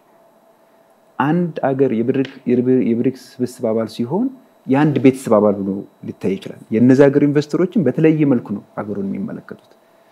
ሁለተኛ የብሪክስ ስብስብ አባል መሆናችን የሚፈጥርልን እድልም መዘንጋት የለበትም። ምክንያቱም እዛ ስብሰባ ላይ ከነዛ ሰዎች ጋር ጎን ለጎን ተቀምጠሽ ስለተለያየ ጂኦፖለቲካል ጉዳይ ዓለም አቀፍ ጉዳይ ስትወያይ ያ ፕላትፎርም ስላለ በምትወያይበት ጊዜ የተለያየ ሀሳቦች ይነሳሉ። ስለዚህ የብሪክስ አባል እንደመሆናችን መጠን ብለን ስንናገር ቨርሰስ እንደማንኛውም ተራ ግንኙነት ስናገር የተለያየ ውጤት ነው ያለው ማለት ነው። ስለዚህ አሁን ያለውን የልማት እንቅስቃሴ የሁለትዮሽ ግንኙነት ለማጠናከር የበለጠ ጉልበት ኃይል ይሆናል። ግን ቅድም እንዳልኩት ይሄን ነገር ይሄን ፋይዳ የበለጠ መጠቀም የምንችለው እኛ ደግሞ በቂ ዝግጅት ስናደርግ ነው። እኔ የማየው ብሪክስን እንደ ባፌ ነው፣ ምግብ የቀረበበት ባፌ ነው። እሱን እያየን ሂዶ የማንሳት ያለማንሳት ጉዳይ የኛ ነው። እነሱ ጎትቶ ምግቡ እንድናነሳ ሊያስገድዱን አይችሉም። ስለዚህ በቱሪዝም ላይ ለምሳሌ እድል አለ ከተባለ የኛ ቱሪዝም ላይ የሚሰሩ ሰዎች የብሪክስን ኢኒሺዬቲቭ ተጠቅመው የቱሪዝም ፕሮዳክት ካላመጡ ባፌው ውጭ እንዳለ ነው የሚቀረው ማለት ነው። ስለዚህ የኛ ቅድመ ዝግጅትና በጣም በንቃት መሳተፍ ግድ ይላል ማለት ነው። አይ ቲንክ ቅድም ዶክተር ጌዲዮን ማንስቶት የነበረው የብሪክስ አባል ሀገራት ወደ 50% የዓለም አቀፍ የህዝብ ቁጥርን ይይዛሉ ማለት ነው። ስለዚህ ከቱሪዝም ስትራቴጂ ጋር ላልከው ይገናኛል።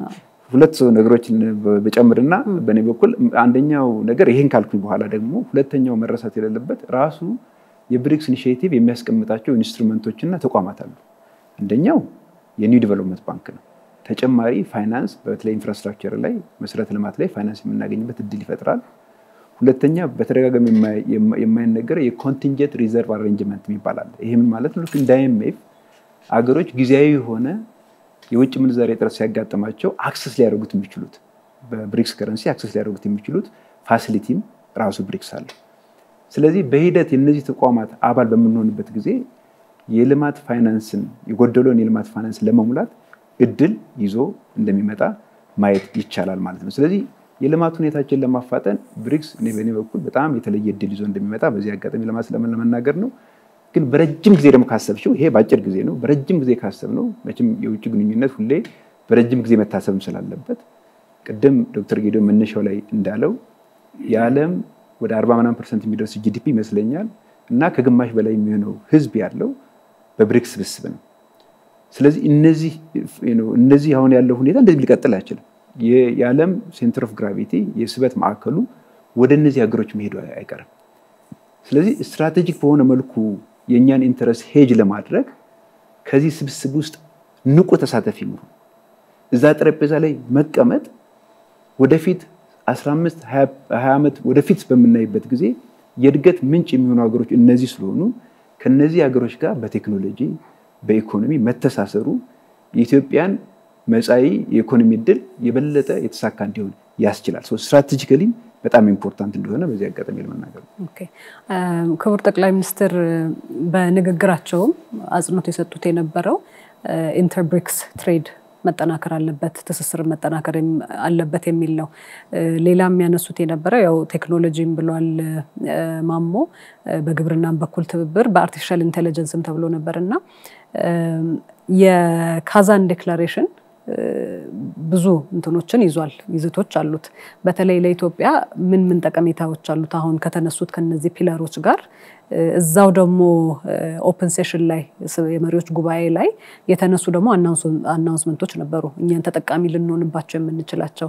ትዝ ከሚለኝ መሃል አንደኛው እንግዲህ ቻይና አድርገዋለው የቴክኖሎጂ ሴንተሮች ያለቻቸው ማሳፋያዎች ነገሮች አሉና ከዚህ ከካዛን ዲክላሬሽን ተነስተን እኛ ምን ተጠቃሚ ልንሆንበት እንችላለን እንደ ሀገር እዛም አናውንስ ከተደረጉት ያው ማሞም ቡፌ ሲለው የነበረው ምን ነገሮች አሉልን የሚለውን ትንሽ ብታብራራልን አምባሳደር። ጥሩ የቅድም በተለያየ መልኩ ብሪክስ ለምን ገባን ከሚለው ተነስቶ ያሉ ሰዎች በተለያየ መልኩ ባላቸው የመረጃ ቅርበት አኳያ የሚያነሱት እኔ ባንገባ ኢትዮጵያ የምታክል ሀገር ትልቅ ህዝብ በአፍሪካ ፖለቲካ ላንድስኬፕ ላይ ሂስትሪ ላይ በብዙ የምንጠቀስ ሀገር ባንገባ ነበር ትልቅ ጥያቄ መሆን የነበረበት። ምክንያቱም ተፈጥሯዊ ነው። አብዛኛውም ንግዳችን ከቻይና ጋር ነው። የንግድ ልውጣችን ከህንድ ጋር ነው። የኢንቨስትመንት ፖርትፎሊዮ ከቻይና ነው የሚመጣው። በርካታ በዚህ ሀገር ትልቅ ኢንቨስትመንቶች የንግድ ልውጦች በምናይበት ሰዓት ወደዚህ ያደላ ነው። ከደቡብ ያለን የንግድ ልውጥ በጣም ያደላ ነው። ሌላው አዲስ ባዕድ አካል ተሄዶ የተመሰረተ ተደርጎ የተሰበሰበ ተደርጎ መወሰድ የለበትም። እነዚህ ሀገሮች ትልቆቹ የዩኤን የሴኩሪቲ ካውንስል አባል የሆኑ ሀገሮች መስራች የሆኑ ሀገሮች የዓለምን ጂኦፖለቲካ በንግዱም በኢኮኖሚ አጠቃላይ የያዙ ሀገሮች ናቸው። ከነዚህ ሀገሮች ጋር ትልቅ ዴሞክራሲ የምንላቸው እንደ ህንድ ያሉበት ስብስብ ነው። ከዚህ ስብስብ ጋር መቀላቀላችን በጣም ትክክለኛና የረጅም ጊዜ የውጭ ግንኙነት የአገራችን የመልማት የማደግ የመበልጸግ ስትራቴጂ ታሳቢ ያደረገ ተደርጎ መወሰድ ያለበት ነው። በዚህ የ16ኛው ዲክላሬሽን ጋር በተያያዘ በርካታ በሁለትዮሽም ግንኙነታችን በጣም ያጠናከርንበት በጋራ ስብስቡም በፕላትፎርሙም የአገራችን ለረጅም ጊዜ ሲታገልባቸው የቆዩ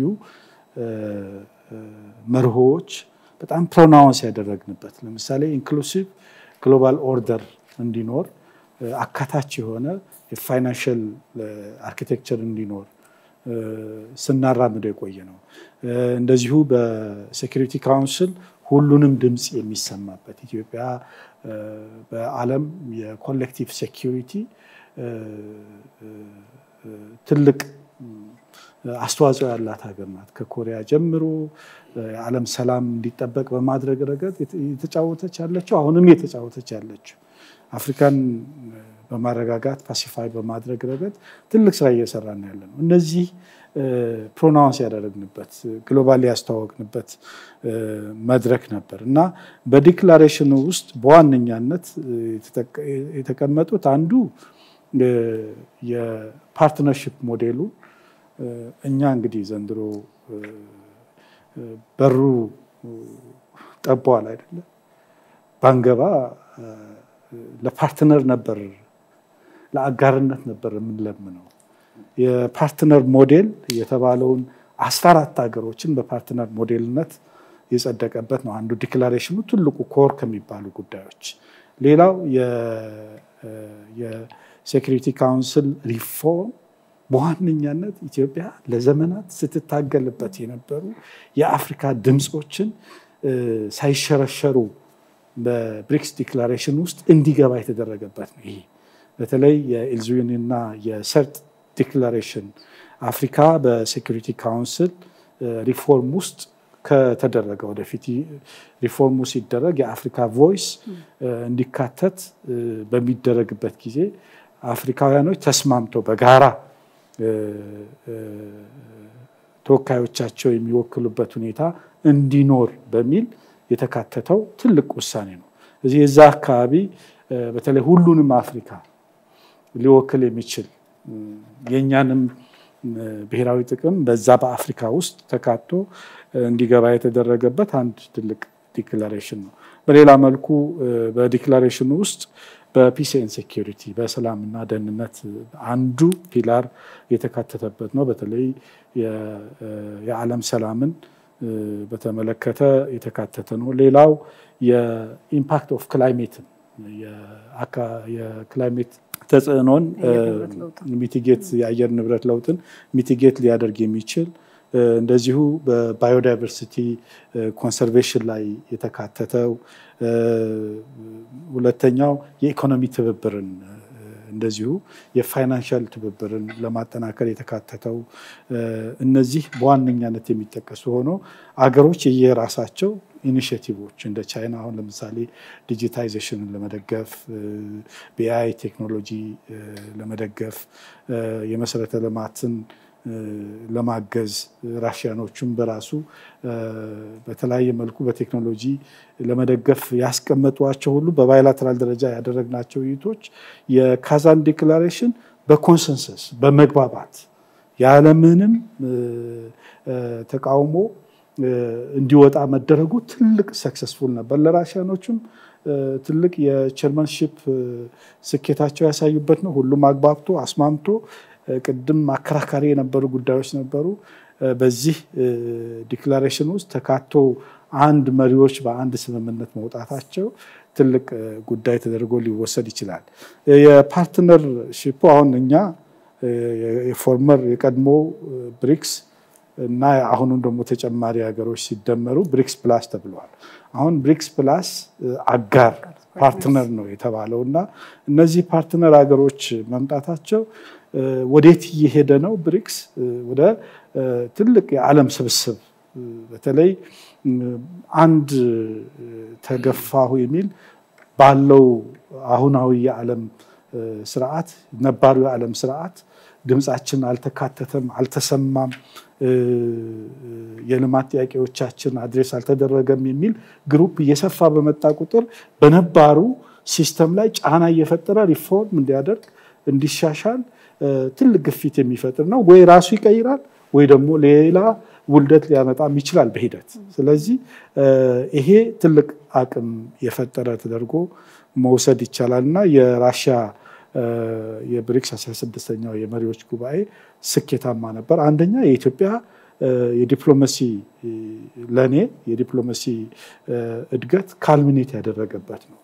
ኢትዮጵያ ቮይስ ያላት ሀገር የምትለመን የምትደመጥ ደግሞ ድጋፋ የሚያስፈልግ ሀገር ሆኖ በርካታ ሀገሮች የኢትዮጵያን ትብብር ድጋፍ ቮይስ የጠየቁበት ስለነበር ትልልቅ የምንላቸው ሀገሮች ይህንንም በሚገባ የተጠቀምንበት ነው። የኢትዮጵያን ሚና በሚያጎላ መልኩ በሚያሳይ መልኩ በሚገባ የተጠቀምንበት ስለነበር እኔ ስኬታማ ተሳትፎ ያደረግንበት ነው ብሎ መውሰድ ይቻላል። ዶክተር ጌዲዮን አንተ ጋር ልምጣና እንግዲህ አሁን ያለንበት የዓለም አቀፍ አውድ እንዴት ትገልጸዋለህ አንተ? እና በእንደዚህ አይነት መድረኮች በመሳተፋችን በተለይ ደግሞ ኢትዮጵያ በመተራመደው የሰጥቶ መቀበል መርህ ምን መልኩ እንጠቀማለን የሚለው ኦሬዲ ተነስቷል ብዙ ግን እኛ ደግሞ ምን ልንሰጥ እንችላለን ወይ ምን ልናበረከት እንችላለን የሚለውን ብታነሳው አይ ቲንክ አንደኛው አምባሳደር ምስጋኑ በጨረፍታ አንስቶታል ድምጽ ከማግኘታችን ኢንፍሉዌንስ ከማድረጋችን ጋር ተያይዞ አንድ የአጋር ሀገር እንግዲህ ማሌዥያም ቀጥለን ሄድንበት ሀገር እንደመሆኑ የማሌዥያም ጠቅላይ ሚኒስትር ሲያመሰግኑ የነበሩት የኛን ጠቅላይ ሚኒስትር እናንተ ድምጽ ሰጣችሁን አጋር መሆን ችለናል የሚለው ነው። ግን ከነዚህ በሌላ ደግሞ መልኩ ምን ልናበረከት እንችላለን ከዓለም አቀፋዊ አውዱ ጋር አንድ ላይ ታብራራለህ? ጥሩ እንግዲህ አሁን ያለው ዓለም አቀፍ አውድ ሊገለጽባት የሚችለው አንዱ መንገድ ፉክክር እና በሽግግር ውስጥ ያለ ውጥረት የሰፈነበት አውድ ብሎ ማየት ይቻላል። አሁን ያለውን አውድ ለመረዳት ትንሽ ወደ ኋላ ሄደት ብሎ ማየት ይጠይቃል። እንደ አውሮፓውያን አቆጣጠር በ1945 የሁለተኛው ዓለም ጦርነት ካበቃ በኋላ ነው እንግዲህ የአሁኑን የዓለም ስርዓት ቅርጽ እንዲይዝ የተደረገው። ቅርጽ የሰጡት ተቋማት የተባበሩ መንግስታት ድርጅት፣ የዓለም የንግድ ስርዓት፣ የዓለም የገንዘብ ፈንድ፣ የዓለም ባንክን ጨምሮ ሌሎች መሰል ተቋማት የተመሰረቱበት ጊዜ ነበር ያኔ። እንግዲህ ለመጀመሪያዎቹ 45 ዓመታት ከዛ በኋላ የነበረው በሁለት ሀያላን ሀገራት መካከል በሁለት ሀያል ሀገራት በአሜሪካና በሶቪየት ህብረት መካከል የነበረ ርዕዮተ ዓለማዊ ቅኝት ያለው ፉክክር ነበር። ዓለምን በጣም ወጥሮ ሰቅዞ ይዞ የነበረው በ1990 አካባቢ ያ ፉክክር አብቅቶ በአንዱ ወገን የበላይነት ተጠናቆ ከዛ በኋላ ለአንድ 30 ዓመታት ማለት በሚቻል ሁኔታ በአንድ ሀገር የበላይነት የሚዘወር የአንድ ሀገር ከሞላ ጎደል ፍጹም ኃይል እንለው የምንችለው የበላይነት የያዘበት ወቅት ነበር። እንግዲህ ባለፉት ጥቂት 10 ዓመታት በነበሩ የኢኮኖሚ ለውጦች፣ የህዝብ ብዛት ለውጦችና በተለያዩ የፖለቲካ ክስተቶችም የተነሳ የሚፎካከሩ የሚገዳደሩ ሀገራት መጥተዋል። ይህም ፉክክር በሁለት መልኩ ልናየው እንችላለን። በአንድ መልኩ ለልዕለ ሀያልነት ለበላይነት ለመፎካከር ጥረት የሚያደርጉ ሀገራት በተለይ አንድ ሀገር እንደዛ መጥቷል ማለት ይቻላል። ከዛ መለስ ደግሞ ለልዕለ ሀያልነት ባይሆንም መካከለኛ ኃይል ተብለው በየአካባቢያቸው በጣም ተጽዕኖ ፈጣሪ የሆኑ በጸጥታ በደህንነት ጉዳዮች በኢኮኖሚ ጉዳዮች አቅም ያላቸው ተጽዕኖ ፈጣሪ የሆኑ መደመጥ የሚፈልጉ ተገዳዳሪ ኃይሎች መጥተዋል። ስለዚህ በዚህ የተነሳ ብዙ ፉክክር አለ፣ ውጥረትም አለ። በዚህ መልኩ ነው ልንገልጸው የምንችለው እና ይሄ አውድ ፈታኝ ነው፣ ጥንቃቄ የሚጠይቅ ነው። በአግባቡ ከያዝነው ቅድም ስናነሳቸው የነበሩ ጥቅሞች ይኖሩታል። በጥንቃቄ የረጅም ጊዜ እይታ ይዞ ብሔራዊ ጥቅምን ያማከለ በመርህ የተገራ አካሄድ ከተከተልን በጎ ነገር ሊወጣው ይችላል። ቅድም ያልናቸውን ጥቅሞች ሊያስገኝ ይችላል። ነገር ግን በጥያቄው ላይ እንደተነሳው ይሄንን ነገር ማየት ያለብን እኛ ምን እንጠቀማለን ብለን ብቻ መሆን የለበትም። የአጭር ጊዜን ነገር ብቻ አይተን መሆን የለበትም።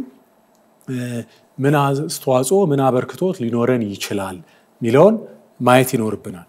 ይህንን ስናይ ይሄ አውድ ፉክክሩ ያለበት አውድ የተረጋጋ የሰከነ የደደረ የነበረውን እና ኢፍትሃዊነት ይታይበት የነበረውን ስርዓት ለማሻሻል ለማስተካከል እድል ነው የሚሰጠው። አሁን ያለው ስርዓት ቅድም በ1945 እንደ አውሮፓውያን አቆጣጠር መልክ መያዝ ጀመረ ስንል በዛ ጊዜ አብዛኞቹ የአፍሪካ ሀገራት አብዛኞቹ የኤሽያ ሀገራት በቅኝ ግዛት ስር ነበሩ። ድምፅ አልነበራቸው። ያኔ በተቀረጸ ስርዓት ነው አሁን የዓለም አቀፍ የጸጥታ ለምሳሌ የጸጥታውን ምክር ቤት ብንመለከት ያኔ በነበረ ስሌት ያኔ በነበረ አቅም የተበየነ ነገር ነው። ቅድም ማሞ ሲያነሳው የነበረው የአይኤምኤፍ ኮታ ውክልና እና በሌሎች ተቋማትም የምናየው ተመሳሳይ ነገር ነው። ስለዚህ ይሄንን ነገር ለማረም ለማስተካከል ወቅቱን የዋጀ እንዲሆን ለማድረግ ይሄ ፉክክር እድል ይሰጣል። የሚሰጠው እድል አንደኛው ወገን ሌላኛውን ወገን አስገድዶ እጅ ጠምዝዞ ብቻ ሳይሆን ሌላኛውም ወገን ከጊዜው ጋር ለመራመድ ከወቅቱ ጋር አብሮ ለመሄድ ሲል መስተካከል ያለባቸውን ነገሮች እንዲያይና እንዲቀበል የተሻለ እድል ይፈጥራል። ስለዚህ ይሄ እድል ሲፈጠር ይሄንን እድል ለመጠቀም እኛ እንደ አንድ ትልቅ የአፍሪካ ሀገር አፍሪካን በመወከል የአፍሪካ ድምፅ በመሆን የረጅም ጊዜ ታሪክ እንዳለው ሀገር በዚህ ጊዜ የአፍሪካ ድምፅ ሆነን ከሌሎች ወንድምና እህት የአፍሪካ ሀገራት ጋር አብረን ልንሰራ ይገባል። ቅኝ ግዛትን በመታገል አፓርታይድን በመታገል የረጅም ጊዜ ተሞክሮ ያለን ጥሩ ስም ያለን ሀገር ነን። አፍሪካውያን ወንድሞቻችንና እህቶቻችን በዓለም አቀፍ መድረክ ላይ ለመናገር እድል በማያገኙበት ጊዜ ድምፅ መሆን የቻልን ሀገር ነን። አሁን ደግሞ ተባብረን አንድ ላይ ሆነን በተደመረ ኃይል ድምፃችንን ብናሰማ ይበልጥ አካታች ሚዛኑን የጠበቀ ፍትሃዊ የሆነ ዓለም አቀፍ ስርዓት እንዲኖር ለማድረግ እድል ይኖራል፣ አስተዋጽኦ ልናበረክት እንችላለን። ያ ደግሞ ጠቀሜታው ለሁሉም ነው። የተሻለ ሰላምና መረጋጋት እንዲኖር የተሻለ እድገትና የኢኮኖሚ እንቅስቃሴ እንዲኖር በማድረግ ደቡቡንም ሰሜኑንም ምስራቁንም ምዕራቡንም የሚጠቅም ስለሆነ በዚህ ረገድ የምንጫወተው ሚና ለአፍሪካ ብቻ ሳይሆን ለዓለምም እንደሚደረግ በጎ አዎንታዊ አስተዋጽኦ ሊታይ ይችላል ማለት ነው። አምባሳደር ሬድዋን ቅድምም ስናወራ ነበርና ከዚሁ ጋር ተያይዞ የጸጥታ ምክር ቤቱ ሪፎርም በተለይ ክቡር ጠቅላይ ሚኒስትር የተለያዩ መድረኮች ላይ ነው የሚያነሷቸው። እንደ አፍሪካም እየተናገሩ ለኢትዮጵያ ብቻ ሳይሆን ጠቀሜታው ለሀገሩ ራሱ ጠቀሜታ አለው በሚል ነውና እዚህ ላይ መጨመር የምትፈልገው ሐሳብ ካለ ብዬ ነው። ቤዚክሊ የገዲ ያነሳው ነው። የዓለም ስርዓቱ እንዲስተካከል ኢትዮጵያ ሲጀመር ስርዓቱ ሲጀመር እንደነበራት ሚና ሀገር ያልነበራቸው ድምጽ ያልነበራቸው በሌሎች ተጽዕኖ ስለ የነበሩ የጥቁርም በአጠቃላይ በቀኝ ግዛት ስለነበሩ ሀገሮች ወክላ ራሷም ሰለባ የሆነችበትን ታሳቢ ማድረግ ያረጋችው የፓን አፍሪካኒዝምም እና ደግሞ በአጠቃላይ የተገፉ ህዝቦች ድምጽ የነበረውን በማስተጋባት የዓለም ስርዓት እንዲስተካከል ፍትሃዊ እንዲሆን እስካሁን የተገፉ የተረሱ ወደ መድረክ መምጣት እንዲችሉ ብዛነት እንዲኖረው የጎላ ሚና ይኖራታል። አንዱ ብናበረክተው እሱ ነው። ሁለተኛው በርካታ ያሉ አባላት ናቸው በብሪክስ ውስጥ ያሉ በህዝብ ቁጥርም ተለቅ ያሉ እኛ በአንደኛ ያለን ቁጥርም የህዝባችን ቁጥር እየጎላ ይመጣል። ሁለተኛ ወጣት ፎርስ ነው ያለው። በአንድ በኩል የኢንቨስትመንት ዴስቲኔሽን እንሆናለን፣ በሌላ በኩል ደግሞ ያደገ ያለ ኢኮኖሚ ያለን ለከኛ ቀደም ብለው ደግሞ ለሄዱት የልማታቸው የኢንዱስትሪያቸው ግብዓት ደግሞ እናቀርባለን። ስለዚህ በዴስቲኔሽንም በመላክም የሚኖረው ሚና ትልቅ ይሆናል። ሁለተኛ ካቻፕ የምናረጋቸው እኛም የእድገት ዘርፎቻችን ለብሪክስ አባላትም ለዓለምም ማቅረብ የምንችላቸው ፕሮዳክቶች ይኖሩን ይሄዳሉ። አሁን ባለን ደረጃ ሳይሆን የዛሬ 5 ዓመት የዛሬ 10 ዓመት የዛሬ 15 ዓመት እያለ ሲሄድ ካለን ራዕይ በአፍሪካ ከምንደርስበት የኢኮኖሚ ደረጃ በዓለም መጫወት ከምንችለው አቅማችን ጋር ተያይዞ የኛ ድርሻም አሁን ብሪክስ ውስጥ ከኛ ላቅ ብለው ካሉት ሀገሮች ጋር የሚስተካከልም በዛ ደረጃ መሄድም ስለሚሆን ይሶኛ ምናበረከተው አስተዋጽኦ የጎላ መሄድ ይችላል ማለት ነው። ከጸጥታው ጋር ተያይዞ ምን አንዱ ኢትዮጵያ በወዳጅነት ማፍራት ለዓለም ሰላም ካበረከተችው አስተዋጽኦ ከኮሪያ ጀምሮ ከኮንጎ ጀምሮ በሌሎችም አፍሪካ ሀገሮች ጋር ያደረግነው ሰላም ለመልቲላተራሊዝም ለብዝሃነት መድረክ ለአብሮነት ለአጋርነት ለሰላም ካበረከተችው አስተዋጽኦ አንፃር ይሄ ተደማጭነት እየጎላ እንዲሄድ ሁለተኛ የተለያዩ ችግር ባለባቸው ሀገሮች አሁንም እንደምናረጋው የማቀራረብ የማስታረቅ ልዩነቶች እንዲፈቱ የማድረግ ሚናውም እየጎላ ከመሄድ ጋር ተያይዞ ኢኮኖሚው ሲያድግ ተደማጭነቱ እየጎላ ሲመጣ አሁን ካለንበት ከፍ ስንል በቀጠናችንና በአህጉራችን ብቻ ሳይሆን በብሪክስ አባላትም በብሪክስ ደግሞ ስብስብ ጋር ተያይዞ ሌላውንም የዓለም ጫፍን ለማስተካከል ሰላም ለማምጣት በሚደረገው ላይ ጎላ ያለ ድምጽ ይኖረናል ማለት ነው። እቃም እናበረክታለን፣ ንብረት ቴክኖሎጂ እናበረክታለን፣ ዴስቲኔሽንም እንሆናለን፣ ለጸጥታው ደግሞ ድምጽ እንሆናለን። ለተጎዱ ከዚህ በፊት እንደምናደርገው እንደ ካልቸራችን እንደ ነባር የኢትዮጵያ ዲፕሎማሲ ባህል እሱን አጎልቶ ለመሄድ ይሆናል የምንከተለው እና ዳይመንት ነው። አንድ ጎራ ውስጥ አለመወሸቅ ነው። በሁሉም ቦታ የተሻለ ድምጽ ሆኖ አቀራራቢ ድምጾች ይዘን ነው የዘለቅነው። ይሄንኑ በማጉላት የተሻለ አሁን ጡንቻ ይኖረናል ማለት ነው። ድምጻችን ጎላ ብሎ መሰማት የሚችልበት አንገታችን ቀና ብሎ መሄድ የሚችልበት እድላችን እየሰፋ ይመጣል ብሎ መውሰድ ይቻላል። አይ ቲንክ በጣም ብዙ ሀሳቦች ተነስተዋል። የሚያጠሩ ነገሮችም የኛ የዚህ ቡድን መቀላቀላችን ምንድነው ለሚለው ጥያቄ በጣም ብዙ ነገሮችም አብራርታችሁልናል። የኢትዮጵያ የሀገሪቱን የዲፕሎማቲክ ጀርኒ ከዛ ጋር የተጣጣመ መሆኑንም ያለውም የውጭ ጉዳይ ፖሊሲ ጋር እንደሚጣጣም አንዱ ጎራ ላይ ሰፈረ አካሄድ ሳይሆን የራሳችንን ኢንትረስትንም በጠበቀ መልኩ እንደሆነ በጣም ብዙ ሀሳቦች ተነስተዋል። እንግዲህ ለማጠቃለል ሁላችሁንም እድሉን ሰጣችሁና going forward ምንድነው ምክንያቱም ማሞም ቅድም አስቶት የነበረው እንደ ቡፌ ነው ብሏል። አሁን ብዙ ነገር ቀርቦልናል። ከዛ ራሳችንን ተጠቃሚ ለማድረግ ምን አይነት ዝግጁነት ያስፈልጋል? ህዝባችንን በምን መልኩ ነው የበለጠ ማስረዳትምና ማነቃቃትም ያለብን? እንደ መንግስት ተቋማትም ምን አይነት ዝግጁነት ይጠበቅብናል? ቅድምም እንደተባለው ከጥቂት አመታት በኋላ እንደዚህ አይነቱን መድረክ ራሱ በሀገራችን ሆስት የማድረጉም እድል ስለሚኖር going forward ምንድነው ማድረግ ያለብን የሚለው እድሉን ሰጣችኋለሁ። የገባንበት ይሄ ስብስብ ቅድም እንደተባለው ተጠናክሮ እንዲወጣ ኢትዮጵያ በተለይ በዚህ ከገባን አንድ ነገር በጉልህ ያሳየ ነው። የትም በአፍሪካ ህብረትም በዩኤን በተለያዩ መድረኮች እያደገ የመጣ ይሄ ባላንስ የማድረግ ሚድል ግራውንድ የመሆን የተለያዩ ኃይሎች ጽንፍ ሲይዙ የምንጫወተው ሚና በዚህም ያሳየንበት ነው። እንግዲህ ቅድም ብሪክስ በራሱ መድረኩ የአይዲዮሎጂ መድረክ አይደለም ብለናል። የብዙ ስብስብ ነው። የብዙ ፍላጎት ያላቸው ሀገሮች ስብስብ ስለሆነ አንድ አይነት የምስራቅ አይዲዮሎጂ ብቻ ወይም የምዕራብ አይዲዮሎጂ ያለበት አይደለም። በዛ ውስጥ ፍትጊያዎች አሉ። በፍትጊያ ውስጥ እኛ በተሳተፍንባቸው መድረኮች ሁሉ ባላንስ አድርገን ወደዚህ ባላንስ እንዲመጣ የተጫወትነው ሚና ትልቅ የዲፕሎማሲ ስኬት ተደርጎ መወሰድ ያለበት ነው። ለዚህ ቪዚቢሊቲያችንን በጣም የጨመረ ነው።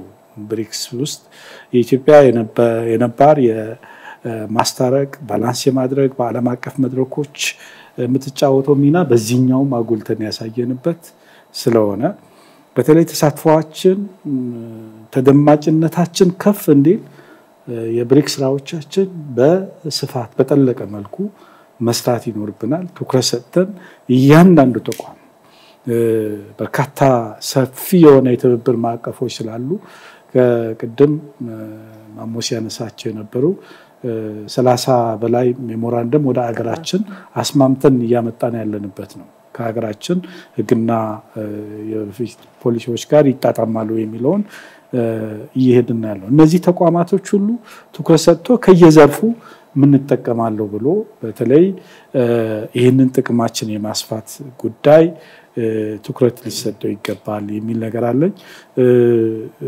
አሁንም ባላንስ የማድረግ በዲፕሎማሲ ውስጥ እየተጫወትን ያለነው ከሌሎች ሀገሮች ቀረቤታን ተደማጭነትን ተቀባይነትን እየጨመረልን ስለሆነ በተለይ ፓርትነር የሆኑ ሀገሮች ወደፊት ወደ ሙሉ የመምጣት አምቢሽን ያላቸው ስለሆነ ከነዚህ ሀገር ያለን ትብብርን ጭምር ኢምፓክት የሚያደርግ ነው ተጽዕኖ የሚያደርግ ነው ስለዚህ ይሄንን ሚናችን አጠናክረን መስራት ይኖርብናል የሚለውን መውሰድ ይኖርብናል ሌሎችም እንዲጨምሩ ምናልባት ማሞ ይሄን ስትመልስ ቀደም ነግሬህ ነበርና በማህበራዊ ሚዲያ ላይ አንዳንድ ወጣቶች የሚጠይቋቸው ጥያቄዎች አሉና ፐርሰናላይዝ አድርገውት ነው በላርጅ ስኬል ሌቭል ብቻ ሳይሆን እኛ የብሪክስ አባል በመሆናችን ለወጣቶቹ ከአንትረፕረነርሺፕ ጋር ከትምህርት ጋር ምን እድሎችን ይፈጥሩልናል የሚሎችም ነገሮች ስላሉ ከዛ ጋር ያያይዘህ ምን እድል ይፈጥራል አተን ኢንዲቪጁዋል ሌቭል ለሚያስበው ሰው ማለት ነው እሺ ሶስት ነገር ልበልና መጨረሻ ላይ እሷን አድሬስ አደርጋታለሁ አይ ቲንክ እኔ እንደው ማጠቃለል በጣም ቁልፍ ነገር የሚመስለኝ የመጀመሪያው ነጥብ የኢትዮጵያ የቀደመ የዲፕሎማሲ ታሪክን ማስተዋወስ ግድ ይላል የኢትዮጵያ በኔ እምነት የኢትዮጵያ የቀደመ የዲፕሎማሲ ታሪክ ወዳጅነትን የማብዛት ታሪክ ነው የኢትዮጵያ የቀደመ የዲፕሎማሲ ታሪክ ሚዛናዊ አካሄድ መከተል ነው ሶ ይሄ ዳይቨርሲፋይድ የሆነ ፓርትነርሺፕ እና ባላንስድ አፕሮች ሚዛናዊ አካሄድና ወዳጅነትን ማብዛት ታሪካችን የዲፕሎማሲ ታሪካችን ነው በዚህም ፈርቀዳጅ ነን ስለዚህ ይሄን አጠናክሮ መሄድ ቁልፍ ነገር ነው የመጀመሪያው ነጥብ እሱ ነው ሁለተኛ ቅድም አምባሳደር ሬድዋን የሚያለውም እኔ ማስረገጥ የምፈልገው ነገር እኛ የዚህ ጎራ ወይም ደግሞ የዛ ጎራ ወገን የምንቀላቀል ሰዎች እናገርም አይደለም ማለት የሆነ በጎራ ፉክክር ውስጥ ራሳችን ውስጥ የምንሰነቀር ሀገር አይደለም ውግንና ካለ ውግንናችን ከራሳችን ብሔራዊ ጥቅም ጋር ነው ስለዚህ ውግንናችን የሆነ ግሩፕ አለ ውግንናችን የራሳችን ሰልፍ ኢንተረስት ነው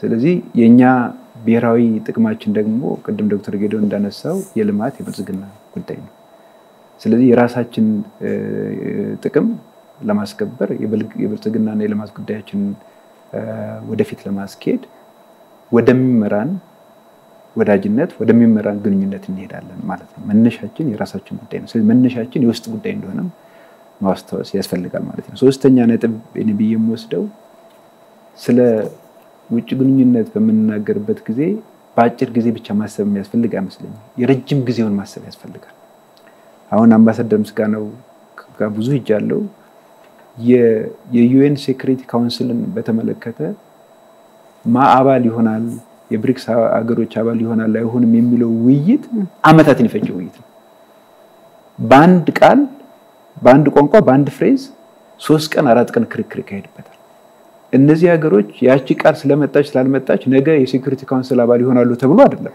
ግን ነገሮች በረጅም ጊዜ መታሰብ መቻል አለባቸው ግራንድ የሆነ ስትራቴጂክ ሆነ የረጅም ጊዜ ሐሳብና አመለካከት ሊኖረን ይገባል እንጂ ዝም ብሎ ነገ ተነስቶ የተጨበጠ ውጤት ይመጣል ተብሎ ማይታይም በረጅም ጊዜ ማሰብ አለብን ከዚህ አንፃር ስናየው እኔ ኢትዮጵያ በዲፕሎማሲና በልማት ተስፋ ሰፊ እንደሆነ ይታየኛል ሁለት ነገሮች ላንሳ አንደኛ መዋቅራዊ የሚባል ጉዳይ አለ ዲሞግራፊ ህዝብ በሚቀጥሉት በ2050 በፈረንጆች ብንወስድ ከአራት ሰው ውስጥ ከአራት ሂዩማን ማለት ነው አንዱ አፍሪካዊ ነው የተቀረው ዓለም በህዝብ ቁጥር እየቀነሰ ሲሄድ ህዝቡ የሚጨምረው ኦንሊ ኮንቲኔንት አፍሪካ ነው ከዛ ውስጥ ደግሞ ኢትዮጵያና ናይጄሪያ ናቸው ትልቁ ሀገሮች ስለዚህ ወደፊት ፕሮጀክት ካደረግ በሚቀጥሉት 20 ዓመታት ወደፊት ካየነው በሚቀጥሉት 20 ዓመታት የኢትዮጵያ ሚና የሰፋ እንደሚሆን ማየት ይቻላል ሁለተኛ የሚጨምረው በዚህ ጉዳይ ላይ የወደፊቱ መሪ የሚሆኑ ሀገሮች ደግሞ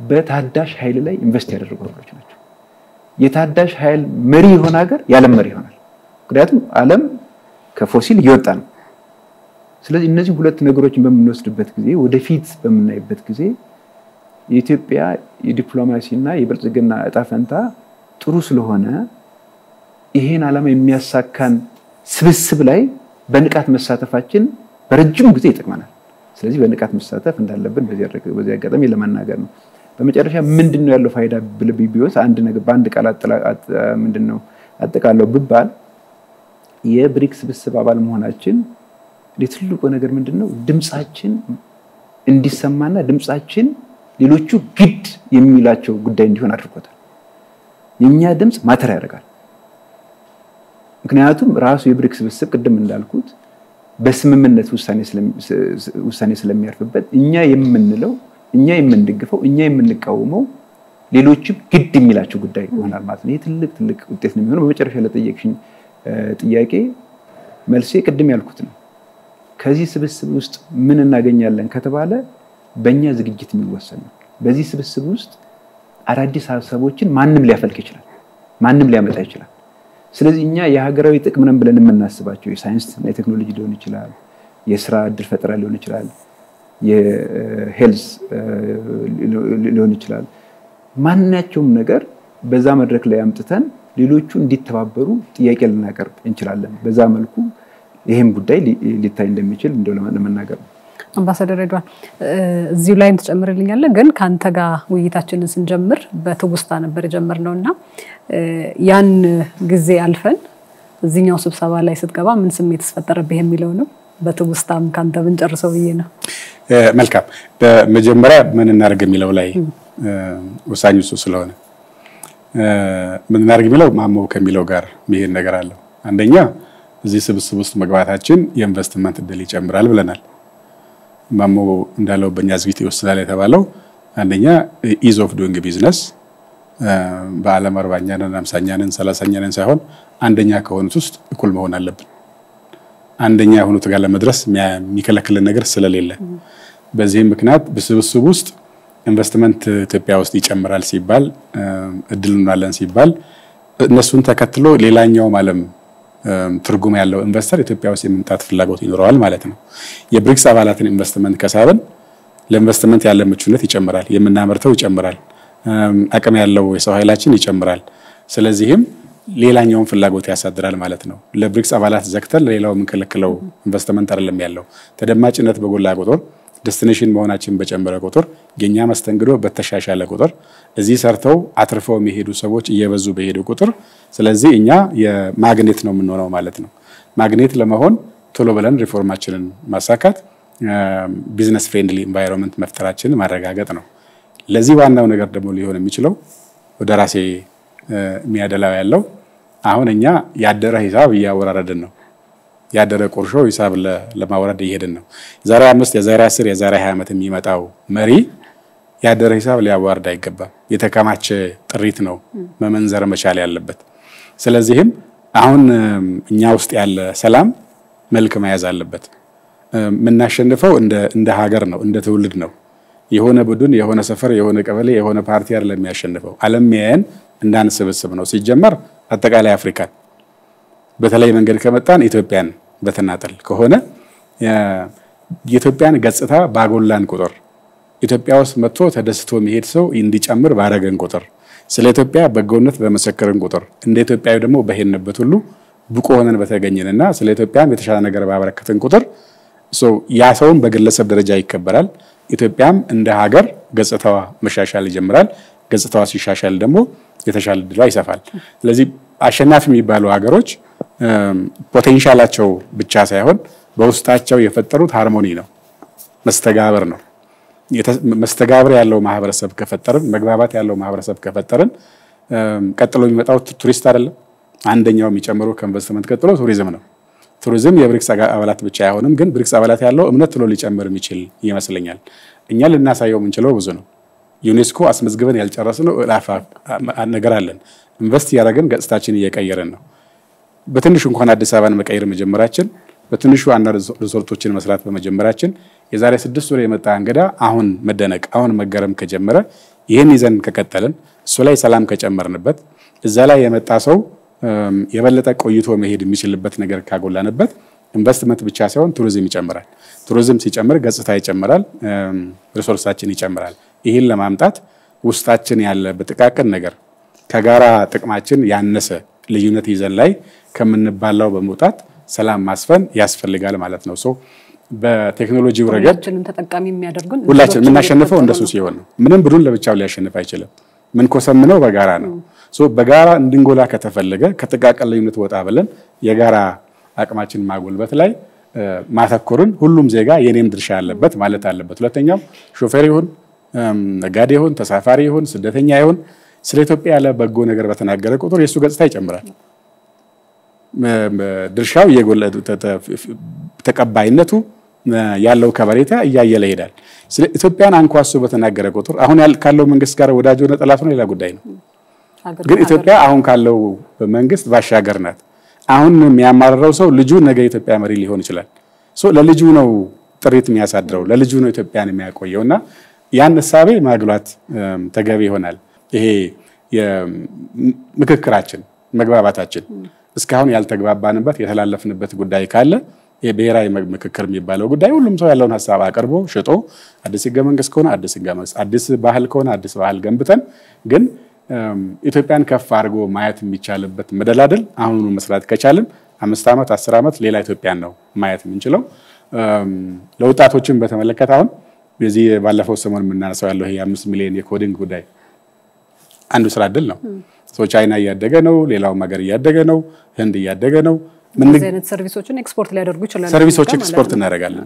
ቱሪስት መምጣት ብቻ ሳይሆን አምርተን መሸጥ ብቻ ሳይሆን ወጣታችን በተማረ ቁጥር ስኪሉ በጎለበተ ቁጥር ተወዳዳሪ ይሆናል። ስለዚህ እድል ይሻማል፣ እድል ይጋራል፣ እድል ያበረክታል ማለት ነውና ወጣቶቹ መጠየቅ ያለባቸው እድሉስ አለ እኔ እንዴት ነው ዝግጁ መሆነው ወደሚል ቢወስዱት የተሻለ የሚሆን ይመስለኛል።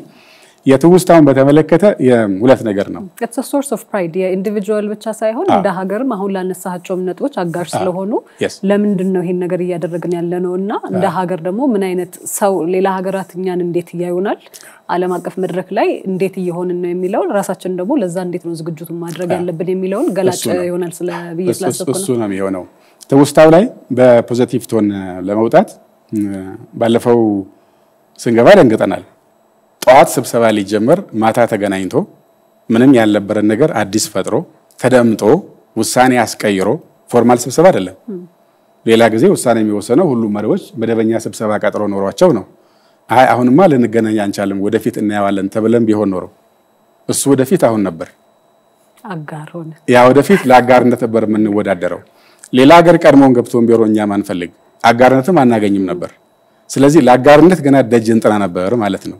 ያውም ጠንተንም ማናሳምነው አባልም ውስጥ ሊኖር ስለሚችል ከዚህ ተሻግረን እኛ ሌሎች አጋር እንኳን እንዲሆኑ ደጅ የምንጠና የኛ ድምጽ የሚፈልግ እሱንም በአወንታ መጠቀም ምንችል የምንናገረው በቁም ነገር ተወስዶ አጀንዳ ላይ ቀርቦ ዲክላሬሽን አካል ሆኖ እንዲወጣ ማድረግ ማለት ኢትዮጵያን እንደ አዲስ ወደ አንድ ሌላ ከፍታ የመውሰድ ምልክት ነውና ያኔ ስንገባ ከደነገጥንበት አጀንዳ አልተያዘም ወደፊት እና ያለዋቸልን ከተባልንበት በማግስቱ አይተናል ተገባላችሁ መባል የፈጠረው ደስታና እሱ ውጤት ደግሞ አሁን ካዛን ላይ የምናየው ምን ያክል ከፍ እንዳለ ለዚህም ደግሞ ግለሰብ ለዚያ ያበቃንበት መድረክ አለው። ታሪካችን የህዝባችን ብዛት አሁን እያሳየነው ያለው ለውጥ ወደፊት ምን ደርስበት ደረጃ ግምቶች አሉ። ዋጋ ሲሰጠን የሆነ ሀገር ተነስቶ ዘራፍ ስላለ ሳውዝ አፍሪካ ላይ ይገባ ነበር ብዬ አላስብም። ኢትዮጵያም ኢትዮጵያ ስለሆነች ነው እሺ የተባልነው። ኢትዮጵያ ደግሞ እንደዛ ማድረግ የሚችል መሪ ስላላት ነው። ሁለቱ እኩል መያዝ አለባቸው። የሆነ መሪ የፈለገ አግሬሲቭ ቢሆን ዓለምን አንቀጠቅጣለሁ ቢል የቆመባት ሀገር ደካማ ከሆነች ታሪክ ከሌላት ተስፋ ከሌላት የሚሰማው የለም። እሱ ላይ ተጨምሮ ደግሞ ይሄን ካፒታላይዝ አድርጎ አሳይቶ አሳምኖ ሀያላንን የጸጥታ ምክር ቤት አባላትና ትልቅ በሀገር ባለም ደረጃ ትልቅ ዲሞክራሲ የሚባል እንደን አሳምኖ ነው ሐሳብ አስቀይሮ በቃ እንፈልጋቸዋለን ተገባላችሁ ወደሚል ውሳኔ ያስቀየረውና ይሄ ግለሰብ የሀገርን ዕጣ ፈንታ እንዴት መወሰን እንደሚችል ለከፍታም ለዝቅታም ምን ያህል ማተር እንደሚያደርግ ያየንበት ስለሚሆን የዛች ስብስብ ወቅት አባል በመሆኔ ለኔም የዛ ታሪክ አካል ስለሆንኩ ትንሽ ጀነን ብዬ አሁን ስቀመጥ በደንብ አንገቴን ቀና አድርጌ ነውና ይሄ ትልቅ ነገር ነው እላለሁ። አይ ቲንክ የሁሉም ዜጎች ስሜት እሱ ነው ትርጉሙ በደንብ ከገባን። አይ ቲንክ ለማገናኘትም እንግዲህ ቅድም እንደተባለው እንደዚህ አይነት መድረኩን ሆስት ለማድረግ እድል ይኖራል። እዚህ ከብሪክስ አባል ሀገራት ጋርም ደግሞ የስፖርትስ የካልቸራል ኤክስቼንጅ እነሱ አይነት ነገሮችም አሉ። በቅርብ ጊዜም ደግሞ ክቡር ጠቅላይ ሚኒስትር በሳቸው ግፊት የካፍንም ጨዋታ ወደዚህ ለማምጣት እየተደረጉ ያሉ ጥረቶች አሉና እነዚህ ተደምረው ነው ወደዛ እንትን የሚሉ ስለዚህ ኮራ ብለ ተቀምጣል ማለት ነው። ማስተረዳን እንግዲህ የውጭ ጉዳይ እንደመሆኑ መጠን በውጭ ጉዳይ ሚኒስትራችን ነው እናጋባደደው። እኔ ቀጥሎ ምን ማድረግ ይኖርብናል ምን ላይ እናተኩር የሚለውን ሰብሰብ አድርጌ የተወሰኑ ሐሳቦችን አጽንኦት ሰጥቼ መናገር ፈልጋለሁ። አንደኛው እንደ ተቋማት መስራት ያለብን መዘጋጀት ያለብን ነገር ያለ ይመስለኛል። ቅድም ያለው እድል ሁሉ ጥቅም ላይ ሊውል የሚችለው ቅድም ማሞ እንዳለው ዝግጁነት ሲኖር ነው። አፕታይት ኖሮት የምግብ ፍላጎት ኖሮት ሳህኑን አንስቶ ሄዶ ምግቡን ያላነሳ ሰው ቁጭ ብሎ ይቁለጨለጫል እንጂ ምንም ባሮን ነው የሚወጣው። ተቋማቶች ስንል የዲፕሎማሲ ተቋማቶች፣ የጸጥታና የደህንነት ተቋማቶች፣ የአስተዳደር የመንግስት የኢኮኖሚ ተቋማቶች፣ የፋይናንስ ተቋማቶች የመጣው እድል ምንድነው? እንዴት ልንጠቀመው እንችላለን? ምን መስራት አለብን? እንዴት እንጠናከር ብለው ያንን በደንብ ስራዬ ብለው ሊንቀሳቀሱ በእቅድ ሆን ብለው ሊሰሩ ይገባል። ይሄ ፕራይቬት ሴክተሩንም ያካትታል። ምን ኢንቨስትመንት እድል መጥቷል? ከየት ሀገር ቱሪስት ማምጣት እችላለሁ? የት ሀገር አዲስ ገበያ ላገኝ እችላለሁ? ከየት ሀገር አዳዲስ ቴክኖሎጂ ላገኝ እችላለሁ? ሚለውን ከተለመደው እይታ ወጣ ብሎ አዳዲስ የተከፈተውን እድል ማየት ይጠበቅብናል እና ቆም ብሎ ማሰብ መዘጋጀትና ወጣ ብሎ መስራት መንቀሳቀስ ይጠይቃል። ሌላው ደግሞ እንደ ህዝብ እንደ ሀገር ዓለም እኛም በሚያይበት ልክ ቅድም ማሞ ሲያነሳው በነበረው ልንደርስበት በምንችለው ልክ ሊያይ ይገባል። ከሰፈር ከመንደር መቆራቆስ ወጣ ብሎ ከፍ ብሎ ኢትዮጵያ ብሎ አፍሪካ ብሎ በዛ አይነት እይታ መንቀሳቀስ አለብን። አሁን ዚሁ ባለች ነገር የምንቆራቆሰው ነገር የትም ወደፊት አያራምደንም፣ ያለንን ነው ያሳጣን የሚችለው። ስለዚህ አንድ ላይ ሰብሰብ ብለን ተባብረን በውስጥ ያለውን ጉዳይ መነጋገር ያለብንን ነገር ተነጋግረን እልባት ሰጥተን ጠንካራ ስንሆን ይሄንን እድል ይበልጥ ልንጠቀምበት እንችላለን። ማንንም ከፍ ማንንም ዝቅ አያደርግም። ይሄን የምናደርጋቸው ነገሮች ሁላችንም የውጭ እይታው አንድ ላይ ነው የሚያዩን ማለት ነው። ከሌ ብሎ አይደለም ዲፋይን የሚያደርገው። ኤግዛክትሊ። አሁን ደርግ እኮ የኃይለ ሥላሴን መንግስት በአብዮት የገለበጠ በጣም ያንን ስርዓት ያወገዘ መንግስት ነበረ። ግን በኃይለ ሥላሴ ጊዜ የተሰሩ የዲፕሎማሲ ስራዎች የሀገር ጥሪት ሆኖት ያንን ተጠቅሞ የሆነ ነገር ወደፊት ፈቅ ማረክ ችሏል። የኢህአዴግ መንግስት በሚያስተዳድርበት ወቅት ስለ ደርግ ጥሩ አመለካከት ባይኖረው ስለ ኃይለ ሥላሴ ጥሩ አመለካከት ባይኖረው እነሱ በአፍሪካ መድረክ የነበራቸውን አስተዋጽኦ አበርክቶት ተጠቅሞ ያንን መነሻ አድርጎ አንድ ነገር ማሳካት ችሏል። ስለዚህ ሀገር ቀጣይ ነው። መንግስት ይለዋወጣል፣ ግለሰብ ፓርቲ ይለዋወጣል። ሀገር ዘላቂ ነው፣ ቀጣይ ነው። ስለዚህ ያንን ታሳቢ ያደረገ ሀገራዊ ጥቅም ላይ ያተኮረ አካሄድ ሊኖረን ይገባል። አንዴ ባቡሩ ካመለጠ ባቡሩ ላይ መሳፈር አሁን እድሉ እያለን ባቡሩ ካመለጠ ከዛ በኋላ ብንቆዝም ምንም ትርጉም የለው። ለምሳሌ በ1940ዎቹ አጋማሽ የዓለም የንግድ ስርዓት የቀረጸው ስምምነት በተዘጋጀ ጊዜ ኢትዮጵያ በጣም በቀላሉ አባል መሆን ትችል ነበር፣ እዛው ውስጥ መሳተፍ። ያንን እድል አሳልፈን ከ50 ከ60 ዓመት በኋላ አሁን WTO ለመግባት እላይታችን እንላለን። በጣም ከባድ ነገር ሆኗል። በቀላሉ የማይገባበት ቢገባም ብዙ የሚቆረቁር ነገር ያለበት ሆኗል። የምስራቅ አፍሪካ የኢኮኖሚ ህብረቶች ውስጥ በቀላሉ ድሮ መግባት እንችል ነበር። ያኔ እድሉን ስላለፈን አሁን በቀላሉ ባዛ የሚገኝ ነገር አይደለም።